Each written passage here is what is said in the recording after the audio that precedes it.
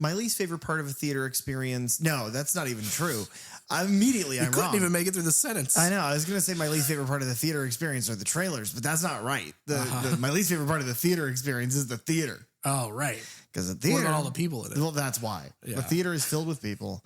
And if you're ever thinking about like, oh shit, I want to go see this horror movie as it's coming out, just remember, none of the other people there want you there. So just pirate it. Oh. Like we talked about.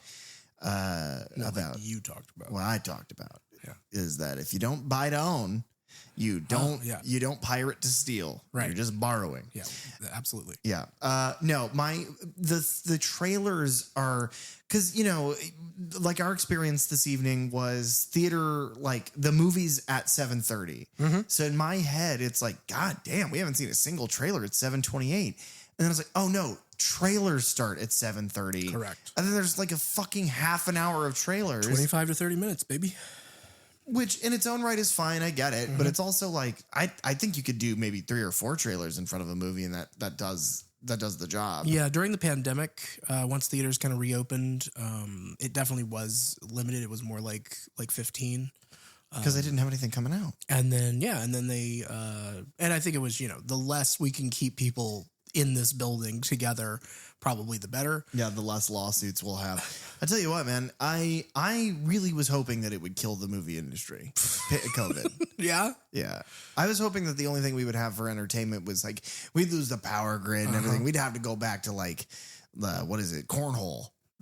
The game? Yeah. Like the reason I love cornhole so much is because it's a double entendre. Oh. Because it also kind of sounds like butthole stuff. But the point that I'm making here is that what a weird collection of trailers. And I said this to you as Evil Dead is starting. I was like, why the fuck? Like, the first trailer that plays is the new Insidious movie, which also comes out in August. And I had no idea it was even being made. I had no idea.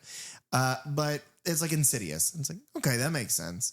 I don't remember what movie we saw. We saw some movie, a horror movie in IMAX. And there were trailers for The Red Door. Right. And so it's funny just seeing another Insidious trailer after being guaranteed that last one was the last Insidious movie. Oh, yeah, it was. Until, look at how much money it made. Never mind. Yeah, James Wan was like, well, I got another one in me if you bring me out. Yeah. And Lin Shaye was like, my husband doesn't do Freddy Krueger stuff anymore. I don't know why that's how Lin Shaye talks. Also not her husband. Is that not? Oh, it's his brother? Her brother. Oh, okay. Well, thank God they're not married. Yeah. Could you imagine the scandal? Oh, shit, but Freddy Krueger married his sister.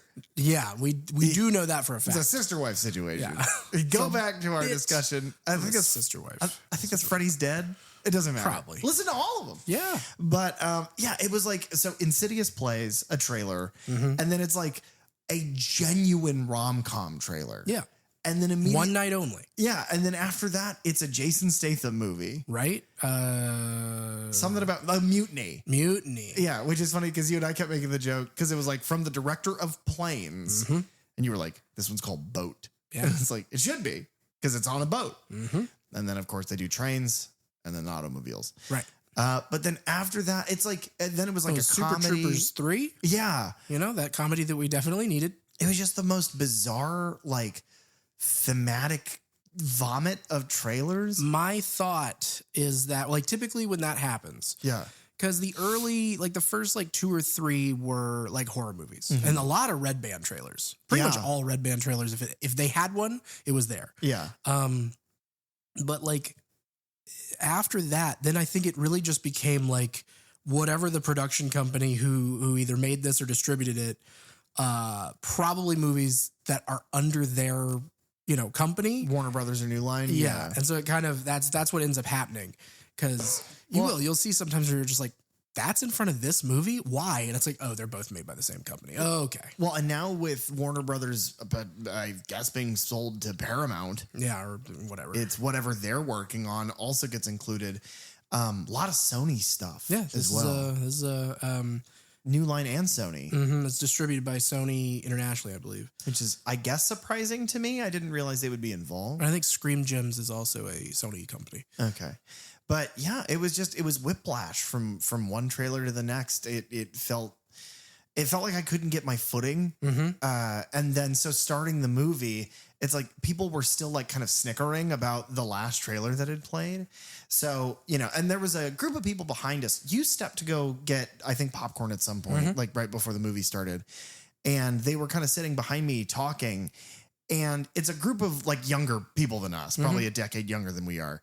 And I'm like, oh God, just like a bunch of teenagers out in the town to watch a horror movie. It's like, they're going to talk the whole time. And then the guy behind me is like rattling off like IMDb facts about the original trilogy of the Evil Dead movies. I was like, oh no, you guys are going to be fine. And they were. It was a great viewing. Yeah, because it wasn't like a sold out show by any stretch, but like it was. We all gathered in the same like 3 rows. Yeah. And I had that moment of like, man, really, we're all piled right here on top of each other, and everybody was great. Yeah. What I will say is, I think it has more to do with the fact that we went to what I consider to be a dying movie theater instead of like a major theater. We went to like kind of a hokey around the corner one. And that's the problem is that's the obvious right answer, but it is dying. So we're going to have to just ride it till it dies. It's our ride then die theater. God, I wish they would all die. That sigh, by the way, folks, that was him agreeing. No, it was not.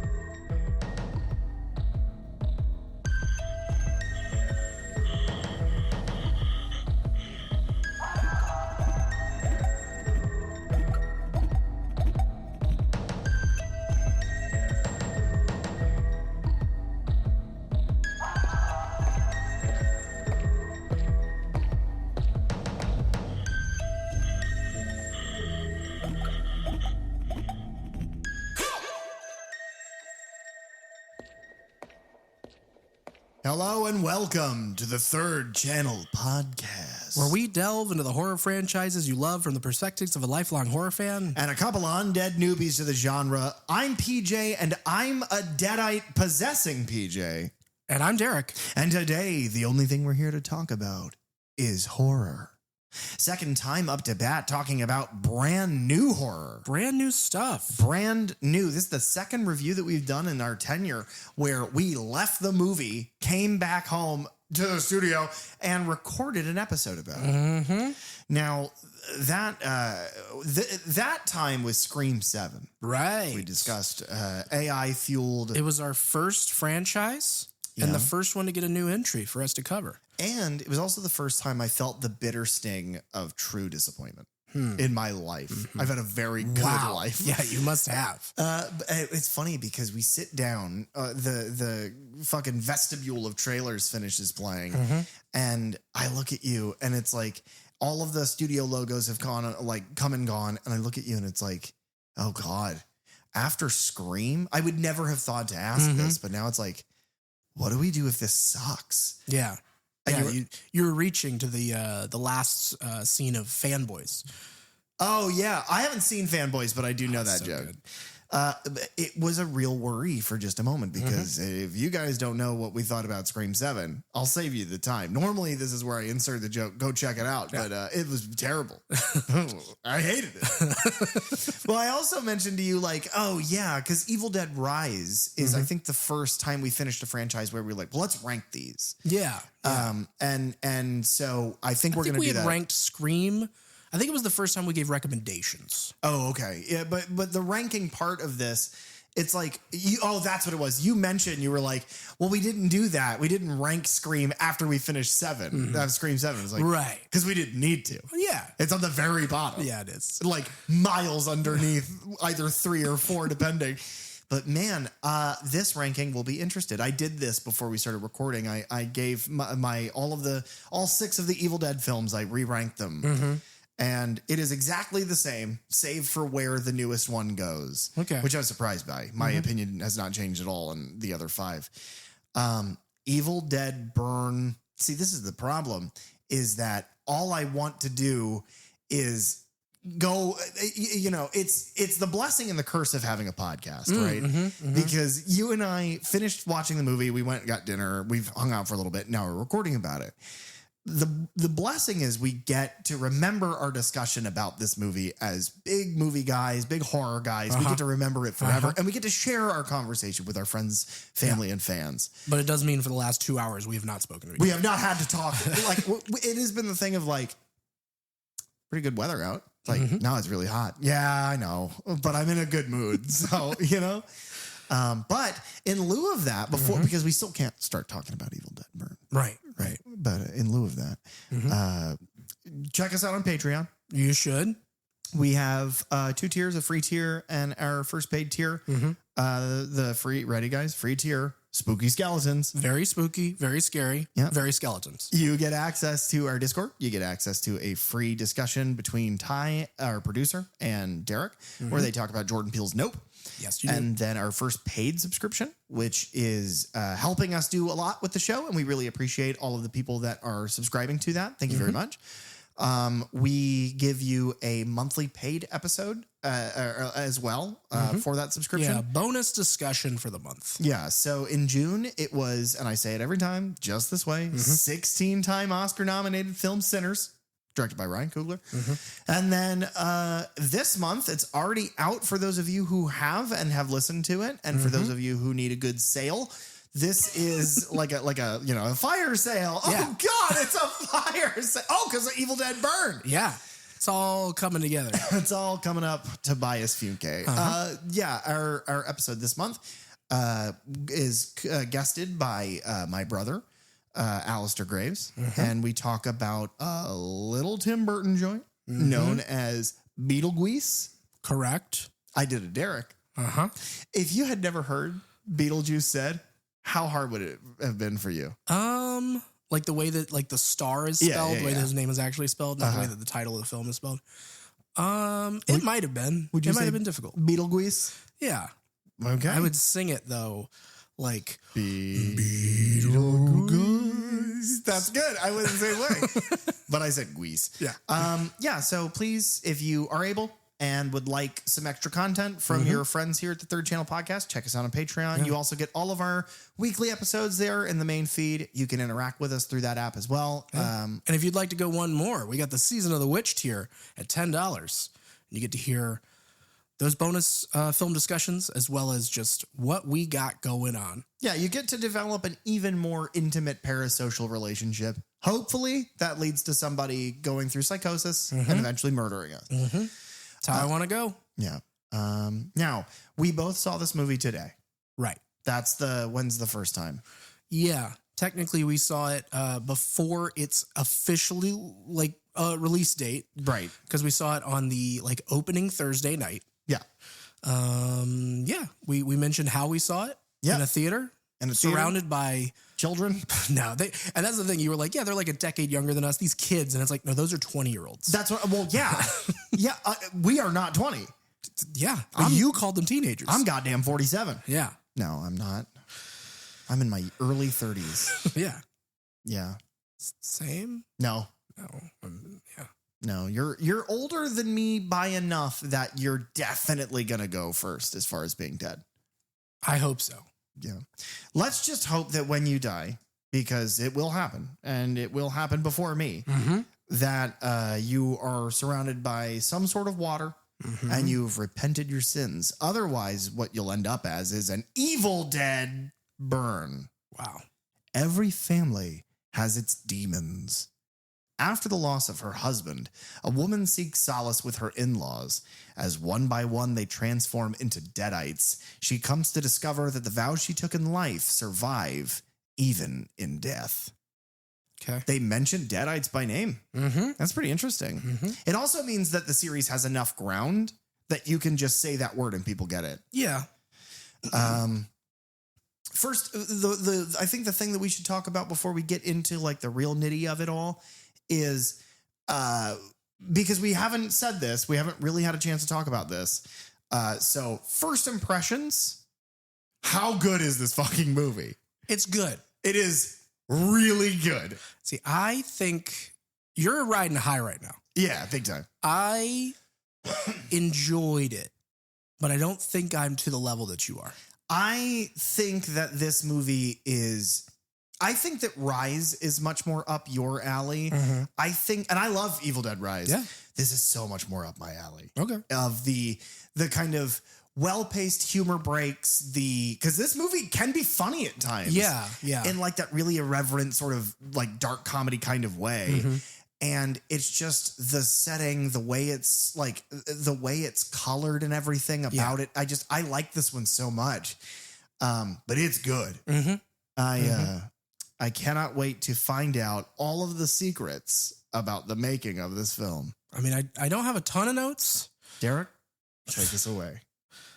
Evil Dead Burn will be released July 10th of 2026. It's directed by Sébastien Vaniček. It's also written by Sébastien Vaniček and Florent Bernard. And it's produced by Rob Tappert and Sam Raimi. A couple of old friends of ours. And executive produced by Bruce Campbell. Yeah. And Lee Cronin. Really? Mm-hmm. I didn't know that. I guess I didn't miss that in the credits. I like that a lot. He was on a secondary title card there. The cinematography is done by Philip Lozano, who I didn't know this, but I was super excited to read it.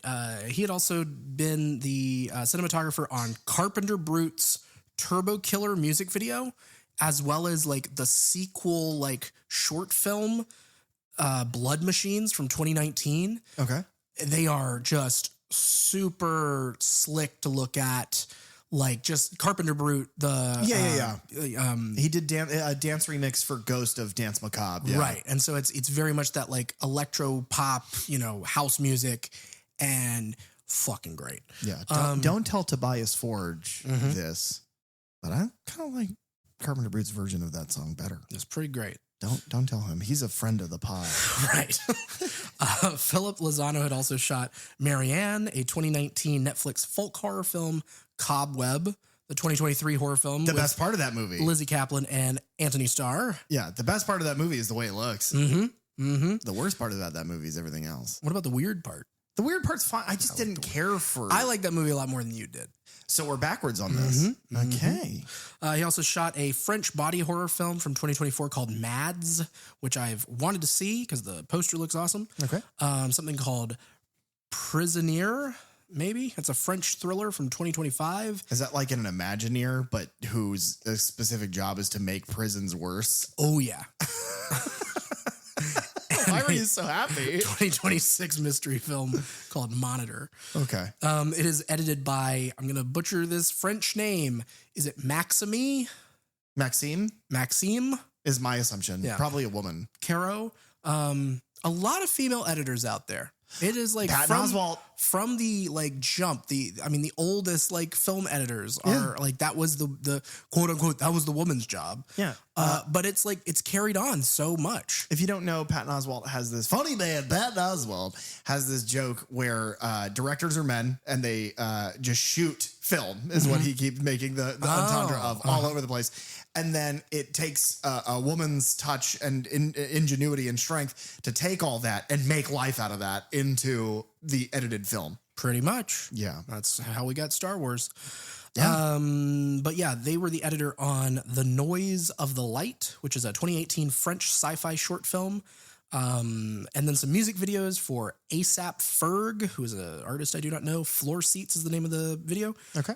M83, My Tears Are Becoming a Sea, and Dinos for Dido. All three music videos. And then Marion, a 2024 French drama short. So this is kind of like... very French. Yeah, but also... because it's shot in like New Zealand. This is the Daft Punk of Evil Dead movies. The estimated budget for this film is $20 million. Okay. That is just as a reminder, because it's been a long time since we've talked about the Evil Dead films. Over a year. So Evil Dead Rise was between $15 and $19 million. Okay. And then because we're so early in this, the estimated opening weekend for this is about 25 to 35 million is what they're estimating. Great. Which is about on par with the 24.7 million opening weekend of Evil Dead Rise, and that went on to make 147 million globally. That's the thing. These movies are no fucking brainers. Everyone that likes horror likes Evil Dead. They do not cost a lot to make, and they do gangbusters every time. Yeah. Sam Raimi, you genius. How come J.K. Simmons doesn't play J. Jonah Jameson in this? It's a film that the legacy was started by Sam Raimi. Right. So like in Spider-Man No Way Home, you know, he's J. Jonah. Also a legacy of Sam Raimi. Yeah, you're right. I Come guess. on, guys. Do you think he's gonna play Gordon in Clayface? No. That was a trailer we saw. That was a trailer we saw. That was the first time I'd seen it.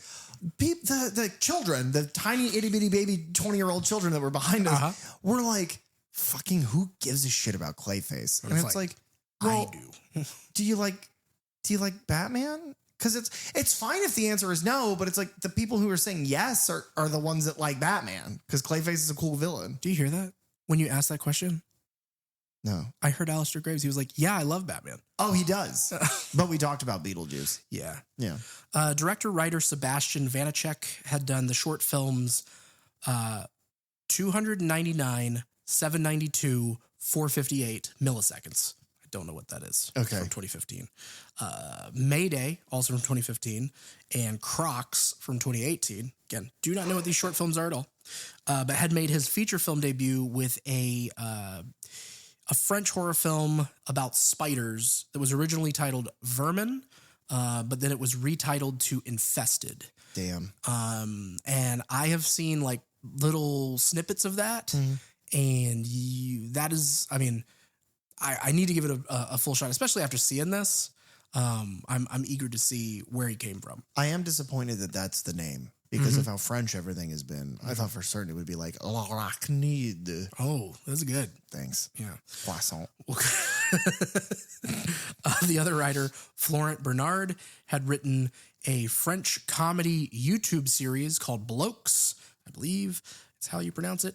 Groom, a 2018 French comedy on YouTube.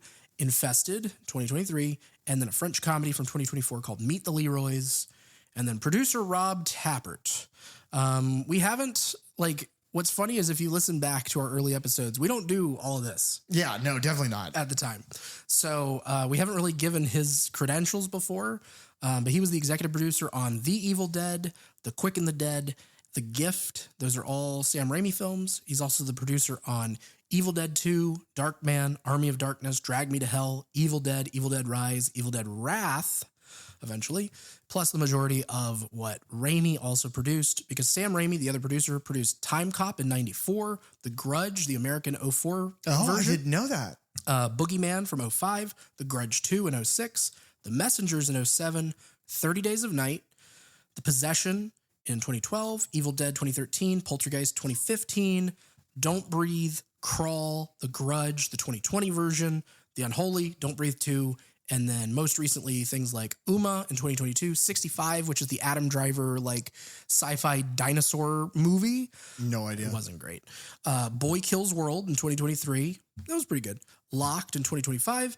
His most recent directorial film, Send Help, in 2026, and then will eventually produce Evil Dead Wrath. A quick fun fact about me, a movie you and I have never discussed. I love 30 Days of Night. Oh, yeah? I like that movie a lot. Yeah, I need to rewatch it. I've seen it, I think, one time, and it's been a while. Yeah. But I do like it. It's very, brutal. Yeah. The vampires of it all. And then the music for this film is done by a duo called Double Danger. That is Xavier Cox and Douglas Cavana. They had done the music for the short film Crocs, Infested in 2023, a comedy short film called The King of Forks, and Dan's Iambre, a 2024 French horror short. Great. I like that this is happening more and more. This is obviously an example that's been in the works for a bit longer, but you hear about Obsession. Obsession was made for less than $1 million and with a bunch of fucking TikTok YouTube kids that had a cool idea and made a horror movie. This is a guy who had made a bunch of short films with his buddy who wrote a bunch of YouTube stuff, and their friends did the score that also do a bunch of self-produced music. And it's we have a really good idea. And studios where Sam Raimi, one of the more famous directors of all time, is a producer and is no, yeah, this is good. Let's give it to them. Yep. And it's yeah, let's do that. Don't go, we need more TikTok directors to direct fucking video game movies, because that's not what we're after. It's give it to people with good ideas no matter where they come from is the lesson. Oh, you don't want the TikTok lessons from my dad feature film? Oh, yeah. Oh, God, whatever that commercial was. Weird. It's like a commercial. It was movie trailer, TikTok commercial, movie trailer. And it was like, well, what the fuck is this? Yeah. Why are they doing that? AMC has started doing that. Like typically about 1 to 2 trailers from the end, they do a commercial for something. Well, TikTok makes sense because AMC is gripping fingers into hardwood, gripping as hard as it can to stay relevant in the world. And if they can get relevant on TikTok, baby, that's how you make it. Yeah. That's how you make it. That's how we made it. Yeah. What? We made it? No. Yes. Oh, God. So from our Evil Dead Rise conversation. Yes. In April of 2023, Bruce Campbell had stated that he, Sam Raimi, and Ivan Raimi were planning on a possible future for films in the franchise every 2 to 3 years if Evil Dead Rise was a success, which it was. It was. Stating, quote, I think the stories will progress a little more now. We're going to try and do them more like every 2 to 3 years rather than every 10 years. It's also the first time Sam is working with his brother Ivan to create an overall Bible that will give future writers and directors an idea of where this thing should go next to potentially tie in some of these stories. So I think it's going to be a little more tied in as the years go by. And because it's all about the books, it could be a book in the past, a book in the future. It's yet to be determined. Excellent. Rise's director Lee Cronin also discussed his ideas for future sequels in the series taking place after Evil Dead Rise before going on to direct The Mummy, which was released in April of 2026, which whenever I saw that in theaters, it was during the like halfway to Halloween Blumhouse celebration that they were doing in theaters, and they played the first teaser trailer for Evil Dead Burn before Lee Cronin's The Mummy. Interesting. And that is the only trailer that I saw for this. Yeah. Thankfully. Yeah. Yeah, I still have yet to see the trailer, but I was surprised. I was surprised that you had managed to escape it. Same. Because with the amount of movies in theaters that you see, usually you've had these things spoiled to you know, oblivion for you. I don't know how it happened. So in February of 2024, it was announced that a spin-off film of Evil Dead Rise was in development. Sébastien Vaniček signed on to direct from a screenplay he co-wrote with Florent Bernard. Series creator Sam Raimi had hired Vaniček after he was impressed by his directorial debut of Infested. Sam Raimi and Robert Tappert served as producers through their Ghost House Pictures banner, as well as Bruce Campbell, Lee Cronin as executive producers. Vaniček has stated his intention with the film was to create, quote, a visceral sensory experience that punches the audience in the gut. I want people to feel physically drained when they leave the theater, like they've been through an emotional and intense journey. Which definitely lends itself to a lot of like what's typically called the French new extreme like wave of horror. Sure. It is just brutal and just goes on and on and on. And I would agree with that coming out of this. I would agree with it, but I wouldn't say that it's any more. It's not like exceptionally more than Rise or even like Evil Dead 2013. Like those movies, it's just something about the sort of storytelling and theming of these movies where, yeah, by the end of it, it's just like you have to catch your breath. It's like, how could any one person go through all of these things? And usually they are just fine. Yes, usually. Yeah. In May of 2025, Suella Deville, yeah. Yakub was announced as the lead. I'm sorry if I'm butchering your name. I'm sure I am. With the film being co-financed by New Line Cinema, who distributed the original film and produced Rise, as well as Sony Pictures, who had previously produced the 2013 film through TriStar Pictures, and is also the current distributor of the original 81 film. Later that month, Hunter Doohan, Lucienne Buchanan, and Tandy Wright were also added to the cast. All people that I've never seen in anything, I don't think. Hunter Doohan I had seen in a couple things. Okay. Oh, okay. I believe I know the one. Yeah. From my, yeah. Principal photography began in New Zealand on July 22nd of 2025 with Philip Lozano serving as cinematographer. It concluded in October of 2025. And then the only thing else I have is looking toward the future, which is in April of 2024, meaning only 2 months after Evil Dead Burn, this film, was announced. It was announced that another mainline film was currently in development, which was later retitled Evil Dead Wrath. And Francis Galuppi is serving as the writer and director. Oh, Wrath, with what happens at the end of this movie. Well, that's where it gets interesting. Oh, okay. Principal photography began February 21st of 2026 in Auckland, New Zealand. Evil Dead Wrath is scheduled to release theatrically on April 7th of 2028. So we got a little bit to wait. 2 years from now, okay. But Robert Tappert has recently teased that Wrath is actually a prequel set before the events of the original 1981 film. Whoa, okay. He said, quote, "This is another departure. It predates everything. It takes place in 1972. So, yeah, they're doing the thing where it's like they're finding, like they have with the last, now 3 of these movies, where it's like we find a kind of up-and-coming horror director who has an idea for the series and just letting them do their thing.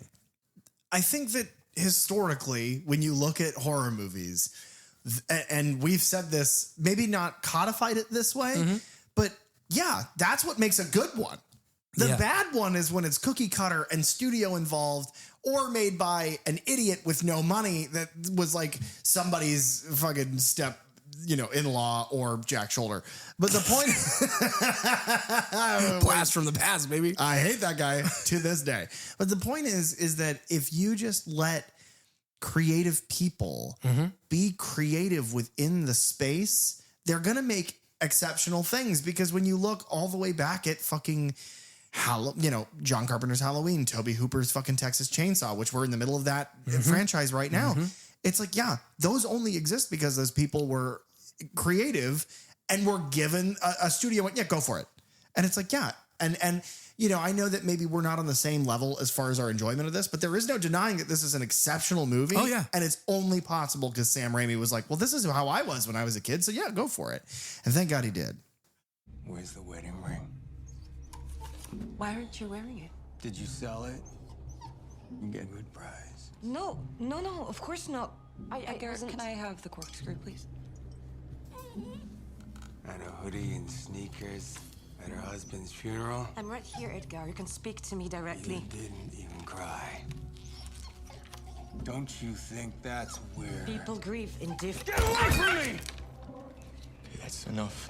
That It's your fault he's dead. You didn't stop him getting to the car! Stop it, Dad. I had nothing to do with it. Will got into a fight with Alice and he What? listened to... Are you implying it was my fault? No, of course not. You were there. You couldn't stop him from getting in a Alice, car I know, either. I tried. We tried. Okay, I didn't. That doesn't mean it's my fault. That's not what I'm saying, This is exactly Alice. what you said. No. Alice, I think you should all mind your own business. You don't know anything. You're glad he's dead. Please. Will's looking down on us from above. From above. He's down below. Great. Now I got to worry about 2 things. Yeah. Now I got to worry that my dog is the thing and that he's possibly also a deadite. A dog dite. Yeah. That was bad. We'll Tile punch it up. Yeah. I want to start this review by saying, guys, we got a new kind of deadite. We do. It's like a new generation of Pokemon. We got a new kind of deadite. We've seen olds. We've seen kind of fleshy, weird bat things. Sure. We've seen old women that float around and have sweat ear holes. Now we got dogs. Yeah. Dogs can be deadites. They can. Interesting. When we did Evil Dead Rise, we got right out ahead of this moment where there's a cat in that movie. Yeah. That gets up in the rafters. Yeah, the vents and things. Yeah. And Lee Cronin was very specific of going, hey, I know people worry about this. The cat survives. Okay. So let's get out of there in front of it for this movie. That's a dead dog. Yes. Oh, great. Now both my dogs is deadites. Unfortunately, to be a deadite, you do have to die. Much like because the dog was also killed in Evil Dead 2013. Yeah. Grandpa. But Max the dog who was a great dog actor, Yes, he was. makes for a really terrifying Deadite. Yes. Yeah. Because it's like, I didn't know that could happen. It's the Resident Evil T virus of it all. Of like, oh shit, they're the fucking dogs are zombies too. Mm-hmm. Oh shit, clickers can't see. Right. Or not clickers. Well, clickers also can't see. They can't. But I was talking about lickers. Use the handgun ammo to shoot the lickers. Oh, you heard it here, folks. Now, I want to, we're talking about getting out in front of stuff. Here's something that we should get out in front of by a lot. Okay. When you're in a theater, you can't use your phone. Well, it's frowned upon to use your phone. Yeah. A lot of people still do it. But we didn't. But not me. No, we're respectful. But the problem with that is that means that we couldn't take detailed plot notes of the film that is only available in theaters and came out for pre-release today. Mm-hmm. So the other thing is that because it hasn't officially come out yet, there is no synopsis for this movie anywhere that we can find. reference back to kind of keep us on track. So we're going to do our best. But we also have only seen this movie once, and that was hours ago. Right. And so we're gonna do the best that the Third Channel podcast can, which is to say, kinda, Yeah. Anyway, this movie starts off. There's like a wood chipper in like a parking garage, I think. No, that was the end of the last And there's like a movie. blob of dude like Meef, and they're all in there. Oh yeah, Evil Dead Rise. Our review in that. That's where we explain to our audience what Meef means. It is. It's the first time we did that. Just a few days ago, Tim Clote used Meef in a sentence. Yeah. To us, he sent us a DM. Hopefully you guys are following our Instagram because it was on our story for those 24 hours. 24 hours of Meef. Yeah. This movie is no less Meefy. You know what's funny? The other thing that I think we did for the first time in our Evil Dead Rise is I think that's the first time that you brought up your sister Caroline as our resident fact check. Correct. Interesting. She stopped listening a long time ago. Yeah, I'm sure she did. Yeah, good for her. What's interesting about, and I rewatched, like I am wont to do, I rewatched Evil Dead 2013 and Evil Dead Rise and hours before we went and saw this. Complicated my work day. I was trying to do my work because I work from home and my teeth were chitter and chattering. Yep, just screaming on the TV. I was going, fuck. But much like those films, this one starts with a little opening sequence that you're unsure if it's going to tie into the main story or not in the moment that it is, but it's not really about our main characters at the time. Right. And what's more interesting about this one is that it actually features a character from Evil Dead Rise. So this one is directly related, even though this story has nothing to do with the events of that film. Yeah, the very opening of the movie is one of our characters who we don't see but just for a flash is playing tape recordings of the same recordings that were from Evil Dead Rise. That is the old man sort of explaining about, the Book of the Dead. And it's the Secret same Society. And they're like, but there is a weapon that's sealed away. And we watch a character kind of pull a wall panel off and pull out this bag as the narration is like, but if you open this, if it touches the air, all of the Deadites on Earth will know and will come for you. Right. And we see like this kind of plastic bag get opened. And then as soon as it does, we fucking hardcore cut into the middle of a lake. Yep. With these guys on a boat. And they're fishing. And Jason Statham is there. He is. Because that's the boat sequel. And they had a mutiny. Oh my God. It's these two guys fishing. I do love as soon as he rips that bag open, which is very similar to how the book was stored in Evil Dead 2013. Is like in a safe, but this is in a wall. But yeah, more or less. Well, no, I mean wrapped in the plastic. It's like trash bags. It's like wrapped in burlap and then plastic and then taped the fuck up and then tied in a plastic bag. It's like as much plastic as you can. Oh yeah. Because Deadites can't handle plastic. The microplastics in their blood. It's like, it's not holy water or anything. No. The Deadites hate plastic. And so they get into our bodies now and they're like, what are they, eating plastic? What is wrong with people? It's like, oh, my stomach hurts so bad. Our stomach? I don't know. Yeah. It depends. But I love that as soon as he tears it open, you do get the eye of a Deadite opening again. Yeah. Then we cut to these guys fishing and, they're just trying to enjoy their time. But it's very familiar woods. Yeah, it is. The eyeball thing, I really love. Yeah. In movies prior, there isn't as much space it is you're in a cabin, you're in the apartment, you're in one place. We have a few sets in this. We have a couple of places that we go. Yeah. But I do like that we eventually get to our location. Our bottle, yeah. But I like that in this, the way you really can tell, because the infection spreads a lot more linear in this movie, is the eyes, the pupils change. And that is a huge part of the visual storytelling in this movie. And I really like the effect they landed on. Yeah. This one, especially with certain things that happen at the house later, this one almost feels more like a vampire movie at times. Vampire movie, a zombie movie. It's an infection tale. Yeah. Yeah. And so these guys are fishing and one of them walks away and they catch something. And it catches him. Yeah, fucking lobster. Yeah, well, they do And catch Derek's some of stomach those. growled No, because he loves crab and lobsters. Nope. If you guys want to, we'll put a P.O. box up and you guys can send us fresh crab all day long. Derek hates it, but I make the joke that he loves it. Yeah. But that's just so I can get free crab. Okay, now it makes sense. But you're lovable. They'll send it to you. Oh, They won't okay. send it to me because I'm a bully. Yeah.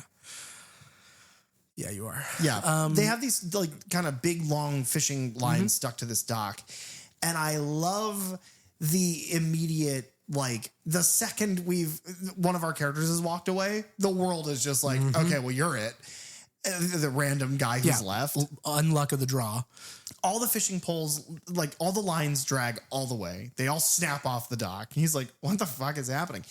And then all of the fishing hooks come shooting back out of the water at him. In a very Deadite manner. Yes, they wrap around him. A very Cenobite manner. This begins another thing I really like about this movie. But it's also funny because we've been talking about Texas Chainsaw for a few weeks now.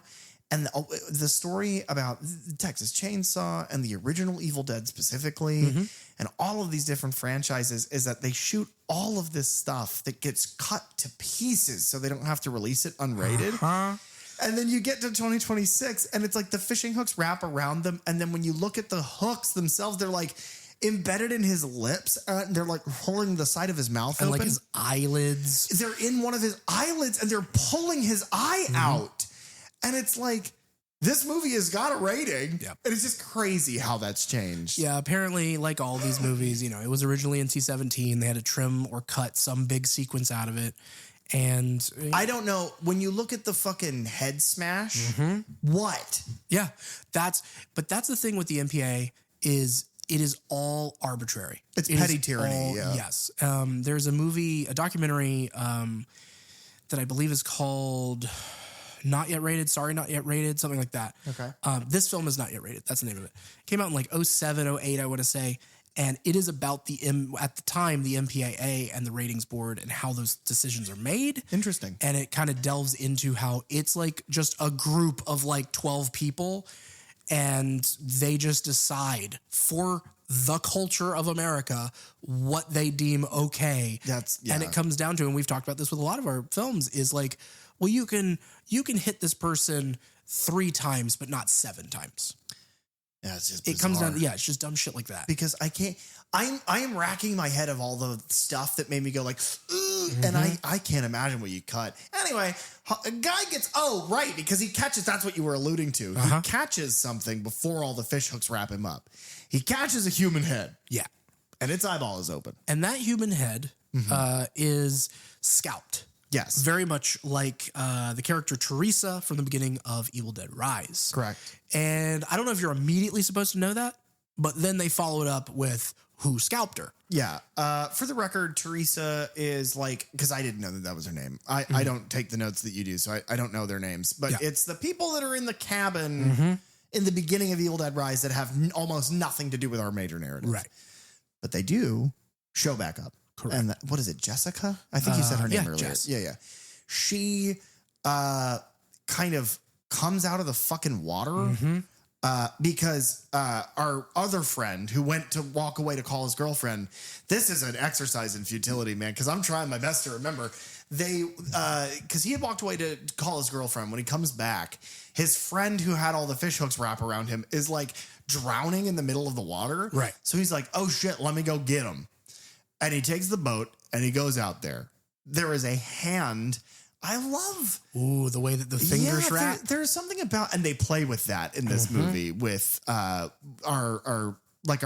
we kind of have two leads, and it's our male lead's girlfriend, who kind of gets deadited first, But that's a term we coined, deadited and thinged. You can be both. The buddy is both, and meefed. Oh God, don't meef my dog. Nobody meef my dog. Okay. But yeah, there's this very Evil Dead looking thing where it's like the fingers one by one come over the edge of the boat, and you expect this deadite to like crawl into the boat, and it doesn't. It just flips the boat over like upside down so that he is now treading water. And right before, his friend is like, help, and he's like, oh my God, and then he comes back up out of the water and his face is caved in. And he's like, I got you, man. And he pulls him into the water, or he pulls him from the water into the boat, and he's just in half. Yeah. It's just the top half. Where are those legs? What them legs do? They've floated down to the bottom of the water, and Ariel sawed her tail off and stitched those legs onto herself. Okay. She was very shocked to find that she then had a penis. Right. But them's the bricks. They are. Them's the balls. But so our friend is now treading water. Right. And we see Jess, who is a deadite, who is like in this old, like, it looks like a nightgown. And her face is scratched to pieces, and her eyes from the drone that she stabs herself in the face with at the beginning of Rise. I forgot about that too. But her eyes are that, like, it is as though the retina, like the muscles that pull open and close the pupil, overextend and like tear the pupil up. Like they like tear themselves open so that it's not concentric circles. It's like blurry, and it's really effective. And she's standing there, and she flicks her wrist, and the water boils. And so then we cut back to him. He's crawling onto the shore. And then in an example of something that I then don't understand how the MPA has anything to say about this movie, Jess walks onto the shore behind him, steps on his hand, and all of the skin and muscle tissue pull away, and we see his individual veins and nerves in the skin of his hand. Yeah. Why? What did you cut? That's disgusting. I heard an audible groan from the theater. It's like, yeah, that's disgusting. Yeah, and that's how basically we start the movie. Yeah. And it's like, yeah, dig in, folks. And then in classic, this series, the last one and this one, we then smash cut from, Jess walks out into the road. Yeah. And I like that she's like standing on the side of this country road, it seems. And then we cut to night, and it's like she's been standing there for hours. Like she has not moved. Yeah. And then as soon as this car is speeding by, she decides to just like, this is the guy. And she steps out in front of it. And as the car hits her, we smash cut to the biggest butt cheeks you've ever seen in a gold thong twerking right into the camera. And I was like, what? Yeah, it was like a jump scare. No, it was a jump. Something. Boner. To quote John Voight. Yeah. Is he dead yet? No. I don't think so. All right. But yeah, because then we're in a club, which is co-owned by our lead, Alice, who is played by Suella Yacoub, who was in the psychological horror film Climax from 2018. She is in Dune Part 2 from 2024. Is she? Apparently. Interesting. Okay. She is in a French horror comedy from 2024 called The Balconettes, and she was in a sci-fi thriller called Planet B, as well as a movie that I have seen, but man, I couldn't have picked it out. She is in a movie called The Carpenter's Son, which is a supernatural horror film from 2025, which stars Nick Cage as Joseph, father of Jesus Christ, who is played by Noah Jupe, who was the kid from the Quiet Place films. Weird. Yeah, it wasn't great. She is very good in this. She's great. She is like, okay, I feel so mean saying this. She is to Evil Dead what I think a lot of people wanted Melissa Barrera to be to Scream. Yes. Which is like, she is interesting and fun, but she plays emotion very well.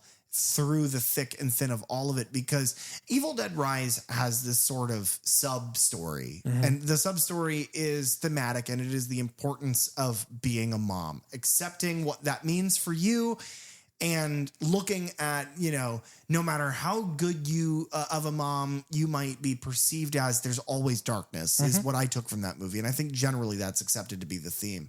This is obviously a movie that is about surviving domestic abuse and that not to let anyone take your struggle away from you. Yes, as well as being about like how grief and abuse and these things like affect a family generationally, and like her husband Will is a piece of shit, but then we see his father who's also a piece of shit. So it's like, you know, that those sorts of things carry on. It's also like the things that the family says when she is possessed, or when they are possessed to her about that, are things that people are told without demonic possession that suffer and escape domestic abuse. And it's terrifying. Oh yeah. And at the very end of the film, I'm jumping way the fuck ahead to quote this, but the very end of the film is like, you know, Will, her husband, she sees his, you know, his form, but though he is still alive, not burnt and charred in a deadite, which he would become. And he says, you know, I love you. And she says, I know you do, but that's not enough. And it's like that's the plot of this movie. Yeah. And you have to be a strong actor to be able to pull off the horror of this horror film, the comedy beats, the few and far between that there are, but to pull them off well, pulling off the final girl, the survivability of it all, but then also having the weight behind the meaning of the movie. And I think the girl, you know, like the little girl who plays the daughter in Rise does a good job. So does Beth. Beth's actress does a very good job at that. Yeah. And I think that this actress does that as well. I think they just keep finding great new names to throw at us, and they're very good. Agreed. So her husband, Will, is played by George Pilar. He was in Home and Away for 26 episodes, which is an Australian soap opera, and he's in a 2026 fantasy horror called Death Keeper. His brother Joseph is played by Hunter Doohan. Doohan, yeah. He was in 10 episodes of the legal thriller Your Honor with Bryan Cranston. He's in 17 episodes of Wednesday, which is where I know him from. Okay, he plays Tyler Gulpin. He's like the bad guy in the first season. Okay. He's in 4 episodes of Daredevil Born Again, which he plays Muse. Correct. And then he's in the 2025 thriller The Wilderness. For the record, for those of you who like Daredevil, like I do, this is just for y'all. And sorry to do this in the middle of our new movie review. If you like Daredevil and liked Born Again, but didn't like the Muse stuff, because I hear that a lot, is like he was a weird kind of throw-in character and they don't understand why he was in there. Go back and read the all new, all different Daredevil stuff with Muse in it, because that is an incredible character. And if you like horror, you would like him a lot. They don't utilize him well in the show, but which is a shame because that actor is perfect. Yeah. And he's good in this. Yeah, he's great in this. Very sheepish, very like timid, almost ineffectual. Everybody is good. Yeah. Nobody honestly. is bad. Yeah. And it's, I mean, in true Evil Dead fashion, it's like we have a very small cast of characters here. Yeah. Mom, dad, grandma, him, his girl. Yep. Will, and then our lead. I think that's it. Pretty much. And then like the funeral director and a couple construction right, yeah. workers. But yeah, Joseph's girlfriend Thea is played by Luciana Buchanan. She was in Filthy Rich for 32 episodes at the drama. She was in the 2018 drama Stray. She was in the New Legends of Monkey for 20 episodes, which is a fantasy series that's directed by Gerard Johnstone. Oh, not the whole series, but he did episodes for it. Gerard Johnstone was the director of Megan. That's where we've spoken about that before. Interesting. And then she was also in The Tank, a 2023 monster movie. Okay. But that's who we meet for now. And they are at the club that we find out is owned by Will. Yes. And in, God, it's so uncomfortable. And it's really well done. Will is a dick. Oh yeah, he's the fucking worst. He is obviously very wealthy and successful. It is his brother's birthday, who is played by Hunter Doohan. and he buys him like $1,000 pen. And everyone's like a writing pen. And everyone's like, oh my God, that's amazing. That's so much money. And he's like, yeah, well, hopefully it'll get him off his ass. So he finishes his new book. George R.R. Martin.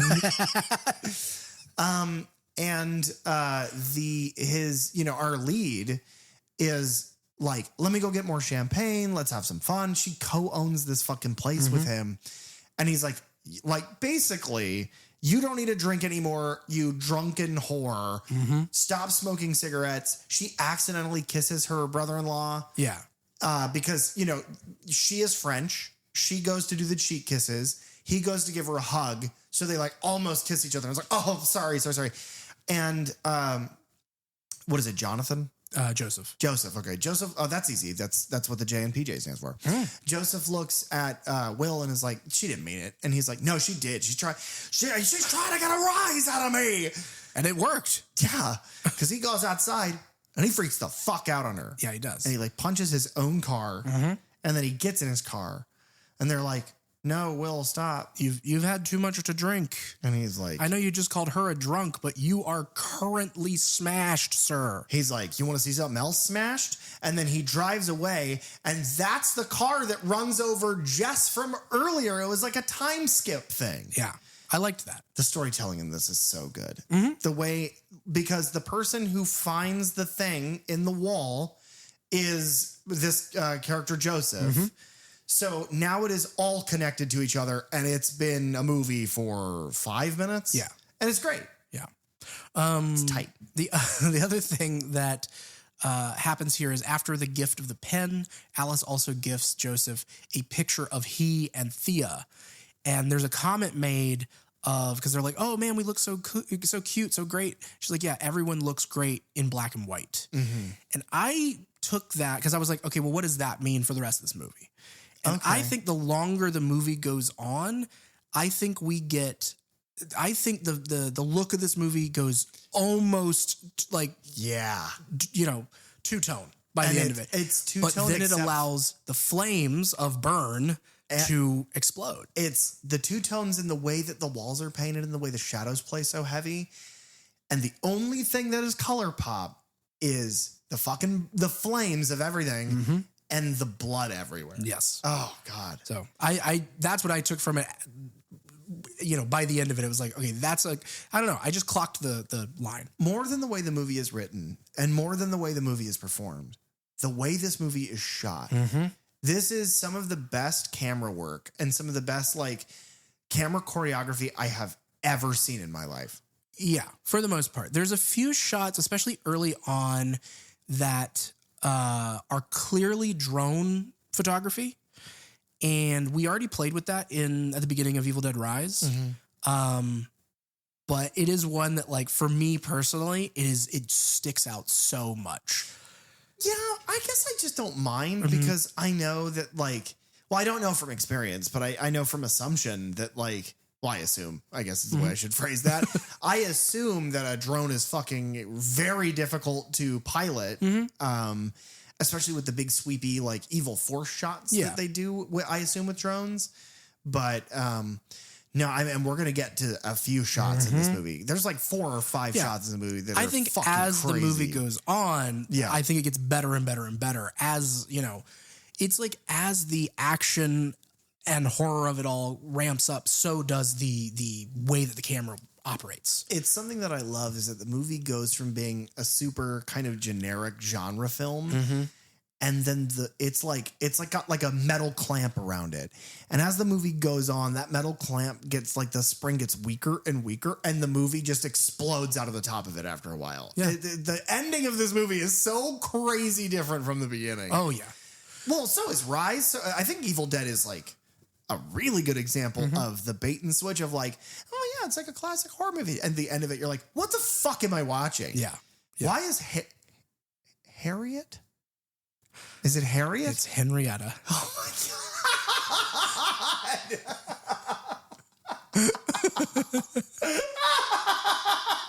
It's been so long.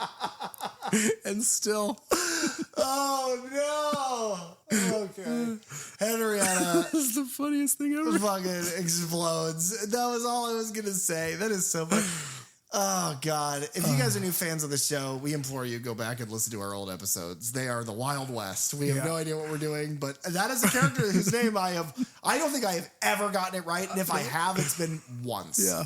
Oh, that's so funny. Oh man. But yeah, we have Will striking Jess with his car, flipping, and then some incredible special effects. Yes. He is trying to talk to her and is like, "You're gonna be okay. You're gonna be okay." And she's like, "Hey, Will, you're taking me to them." And it's like, the fuck does that mean? And he's like, "How do you know my name?" And then her head, because she has been struck by this car going like fucking 60 miles an hour. Yeah.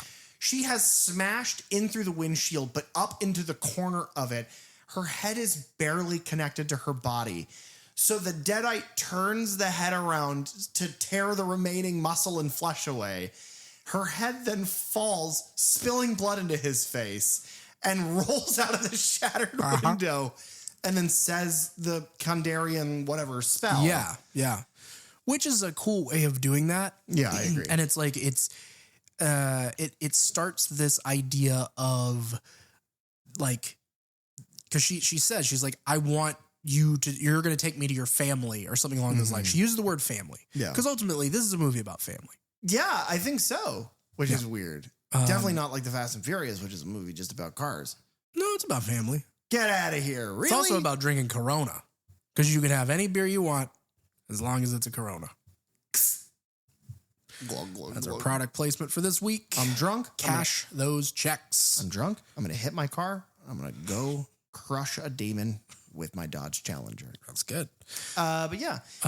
Then after she's done saying the spell, the car bursts into flames and we get our title. Yeah, if you couldn't tell from the title of the film, a lot of things burn in this movie.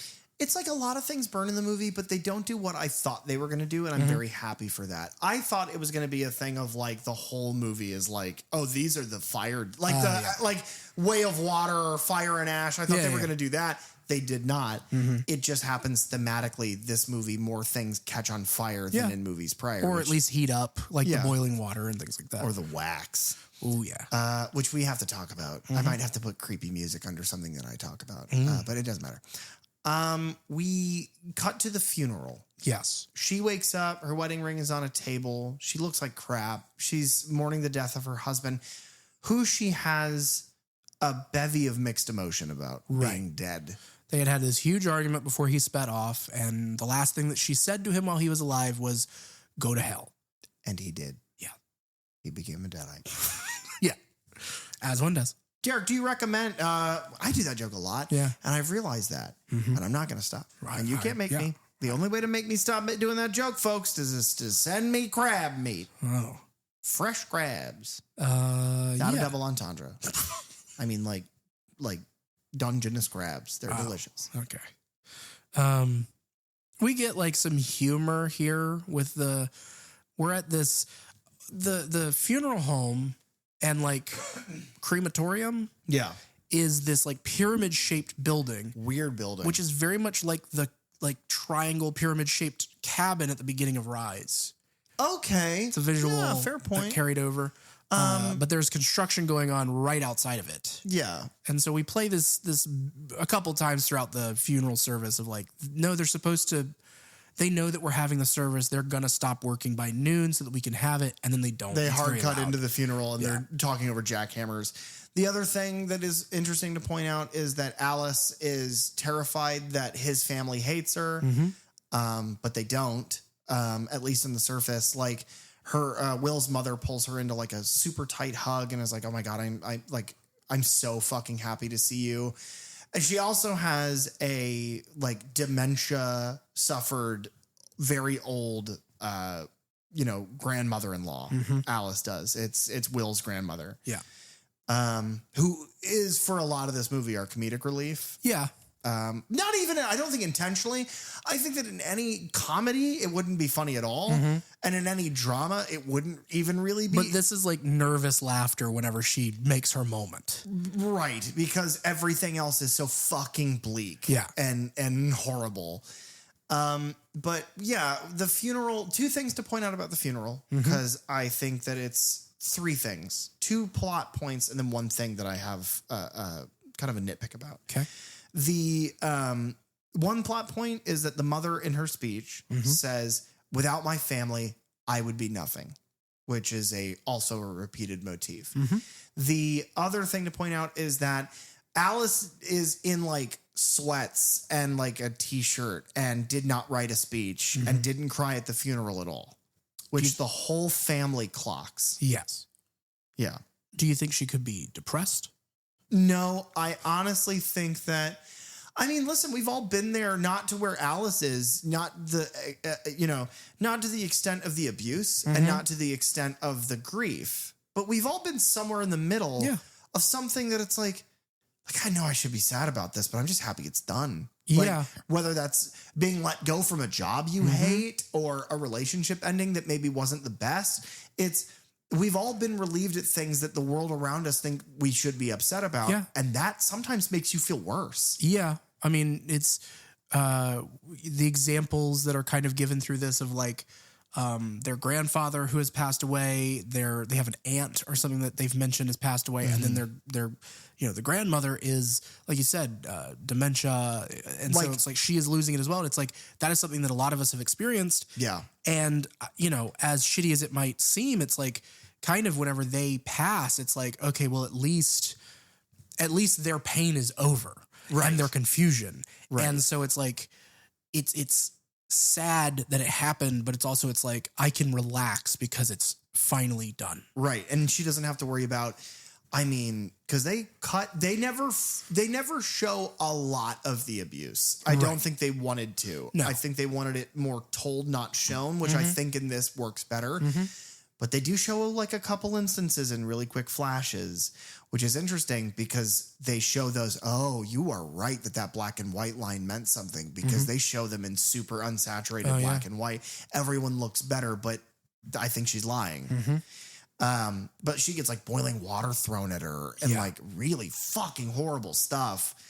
And so the nitpick though that I have is, I think the father is supposed to be like swallowing all of his emotion and whatnot. The actor who is so good in the rest of this movie, here he just kind of looks confused. Like, I don't know what he was going for. Yeah.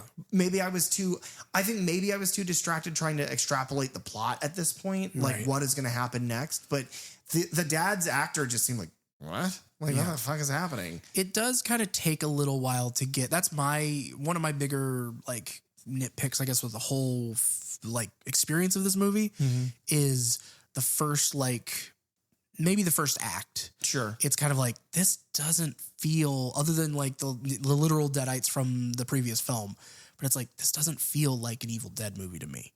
It takes a bit to actually get to there for me. I would say that I think it makes up for it by how insane the rest of the movie is. Yeah.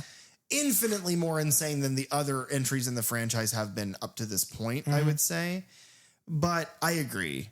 It's a slow walk. So, and like you said it, like in these scenes with the funeral home, I'm like, okay, when are we getting to that? And not to like rush it, because I'm perfectly fine. I love a movie that like sets up who these people are and what the stakes are and what the, but this was kind of like, okay, what am I supposed to be getting out of this? Right. Also, it's like, hey, Scream 7, how come you haven't been meta yet? Yeah. Like, this is what I expect from this franchise.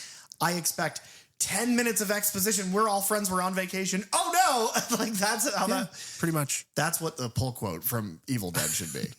Fucking Fede Alvarez's Evil Dead. It should be, look, we're all friends. We're in a cabin. Oh no.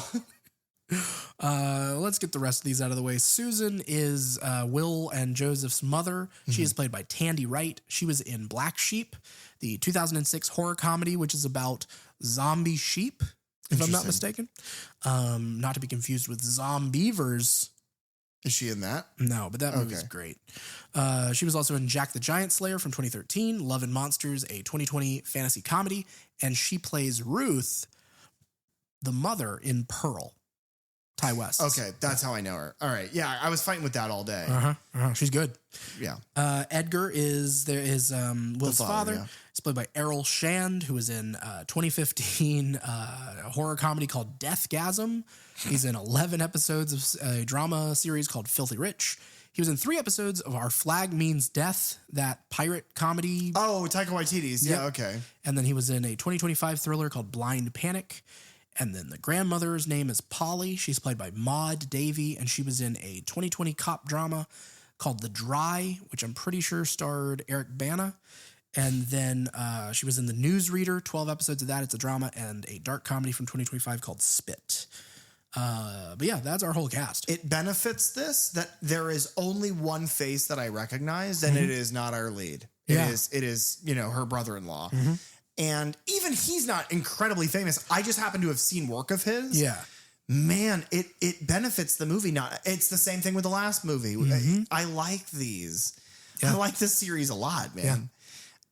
But yeah, so Will's body is carted off in another like kind of dark comedy moment where like the cart of the coffin gets stuck. Yeah. And then, okay, my question is, when a body is cremated, they hold a service like this and they put it in a coffin. Is that normal? Is that how it's done? Because I thought the whole point of cremating someone is you're not paying for the coffin. Yeah, because he was about to push that whole coffin into that. It's like a cardboard box. Okay. That's what I figured. Yeah, maybe I don't know. Yeah. I don't know. But what I do know is that I don't believe it's traditional to hold a because like what the fuck's the point? Right. They can't do an open casket. We see his body at the end of this. There is a moment where right before the usher starts pushing that they take the flower off, and I'm like, there's no way they're about to open this. Right.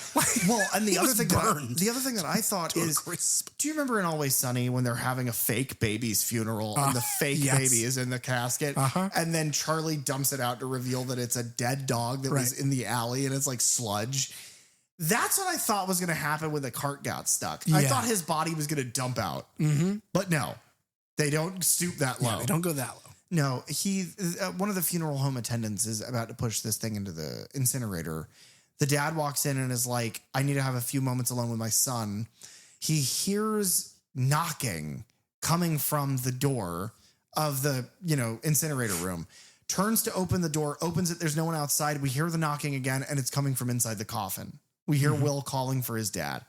Really effective spatial audio. Yes. The sound design in this is incredible. Makes me wish we had seen it in Dolby. True. I had that thought later on in another scene when right-hand side of the theater, somebody called from another room, and I was like, oh, man, that would have been, spatially. It's also their voices.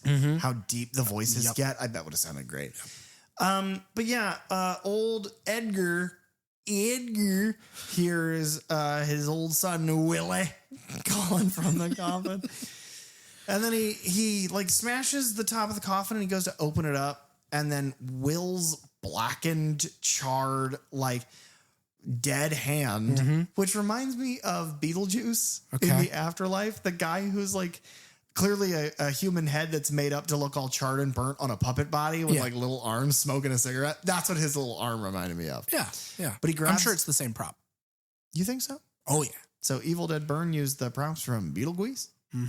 Interesting. That's the tie-in. We'll have to have Alistair back on and talk to him when we talk about Beetlejuice, a movie that we'll never talk about. But he grabs his wrist. Will grabs his father's wrist. And this is the first transferal of this that we see with our main cast, is that his arm gets burned from like the grasp.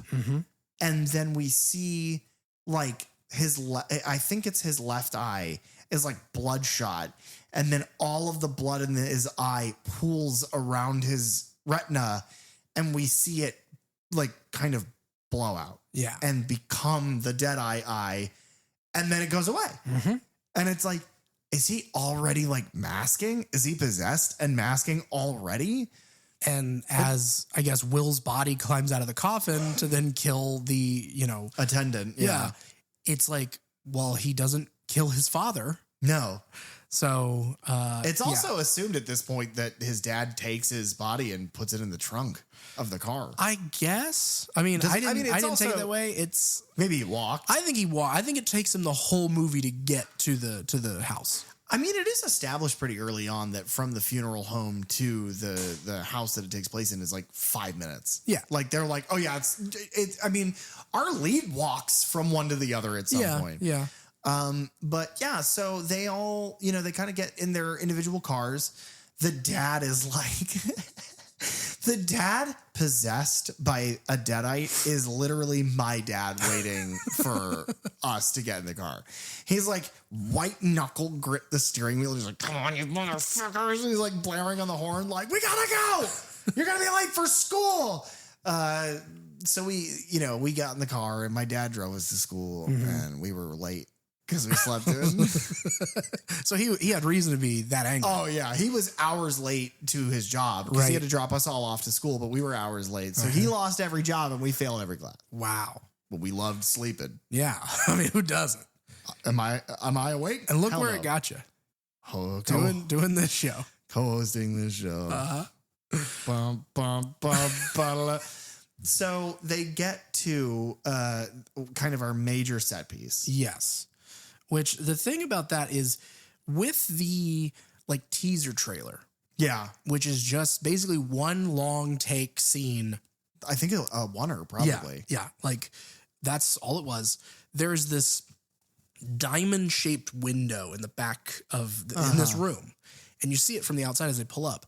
And people online immediately were like, is this the same house that they used in Ash vs. Evil Dead? Because in season 3 of Ash vs. Evil Dead, a show that like came out a decade ago. Yeah, the very few people have seen it. They had used, and it was confirmed by Nick Bassett, who was the production designer on Ash vs. Evil Dead Rise, and then was going to be on Evil Dead Burn before moving on to some other project. But yeah, confirmed that was the house that they used for Ruby's house in season 3. Ruby is a character played by Lucy Lawless. But so like that immediately started the rumor mill of like, oh my God, are they tying it in? Like, is it supposed to be Ruby's house and this is later, and what does that mean for, is this a location that the evil has been present in before and it is returning? That hasn't been, and they don't really do anything that I could tell in the movie itself to confirm that either way. If anything, the movie conflicts with that heavily. Yeah. But I think it's interesting that they use the same house. Very cool. It's an interesting looking house. It is. It's an interesting looking house. It is also dressed so well because it's just clean and functional enough that you could stay there. Yeah. But it is gross. Yeah. It's not like going into Frank's kitchen in Hellraiser. Right, no. And seeing all those discarded pickles from so many Chicago-style dogs that he didn't want to eat. Loves them, though. Loves a hot dog with a big pickle. But our cast here loves a house with a big bunch of mold all over it. Yeah. And, I mean, they kind of settle into it. But we keep seeing the dad just fall apart. Yeah. He's coughing his lungs out. He keeps gagging. And then at one point, he hears Will's voice again. Yeah. He's in because he gives Joseph shit about not cutting the grass. And he's like, well, fuck you, I'll do it. And Joseph's like, where does that conversation happen? Work shed. Thank you. Yeah, you're welcome. I didn't put that together. But yeah, they kind of have this conversation. And it's after they have this again. We just watched it, but there's no notes. They also, in this kind of settling into the house, have this conversation where the mother talks to Joseph about like, hey, I told you to clean out the fucking attic. Why is your grandfather's shit just everywhere? And he's like, because I didn't want to throw him away. But that is how we realize that the grandfather character is the one who has all the information about the Book of the Dead, has all the information about the Kandarian dagger, because he was a member of the secret society whose vault is discovered in the movie prior. Right. It's his voice in the recordings that the kid, the amateur DJ plays. And that's great. What a cool tie-in. Yeah. But he then takes all of the stuff that his mom makes him throw away, and he's doing that. And he has this conflict with his father. His father's like, I'll take care of everything. And he goes downstairs, and then he hears one voice for just a second. And he's like, I'm going to cut myself to smithereens. And it's like, is that all it took? Yeah. Wow. I mean, good God. And like, I mean, not to take it lightly. It's like, it is in a way like we're watching this father deal with the death of his son. Yeah. Who, you know, in his, clearly he has a favorite son. Yes. Clearly he is not as happy with Joseph, who hasn't done much with his life, whereas Will owns this restaurant and bar and club. Well, and it's also the thing of Joseph is like very like overly sensitive and obviously a coward. And like, yeah, the father really favorites him. Oh, and also something to point out, there's a gun in Joseph's car. We find that on the way. Right. Okay, now we've done all the... Oh, and the grandmother has really advanced dementia, believes that Joseph's wife, whatever her name is, Thea. I think, is a criminal. Right. Because the old lady's racist. And when she takes she has this little stair elevator. Right. And the first time we see her take it up the stairs, there's a bunch of framed photos on the wall. And one of the framed photos on the wall is Bruce Campbell. Yep. That's his cameo in this one. It's very funny. It's much in the same way that his cameo was in Sam Raimi's Send Help. Interesting. The other thing about Grandma Polly is that she has one leg. Yes. Which is why she needs the wheelchair and the stair chair to get upstairs. Yeah. She has a single leg. She forgot about the other one, and it simply vanished.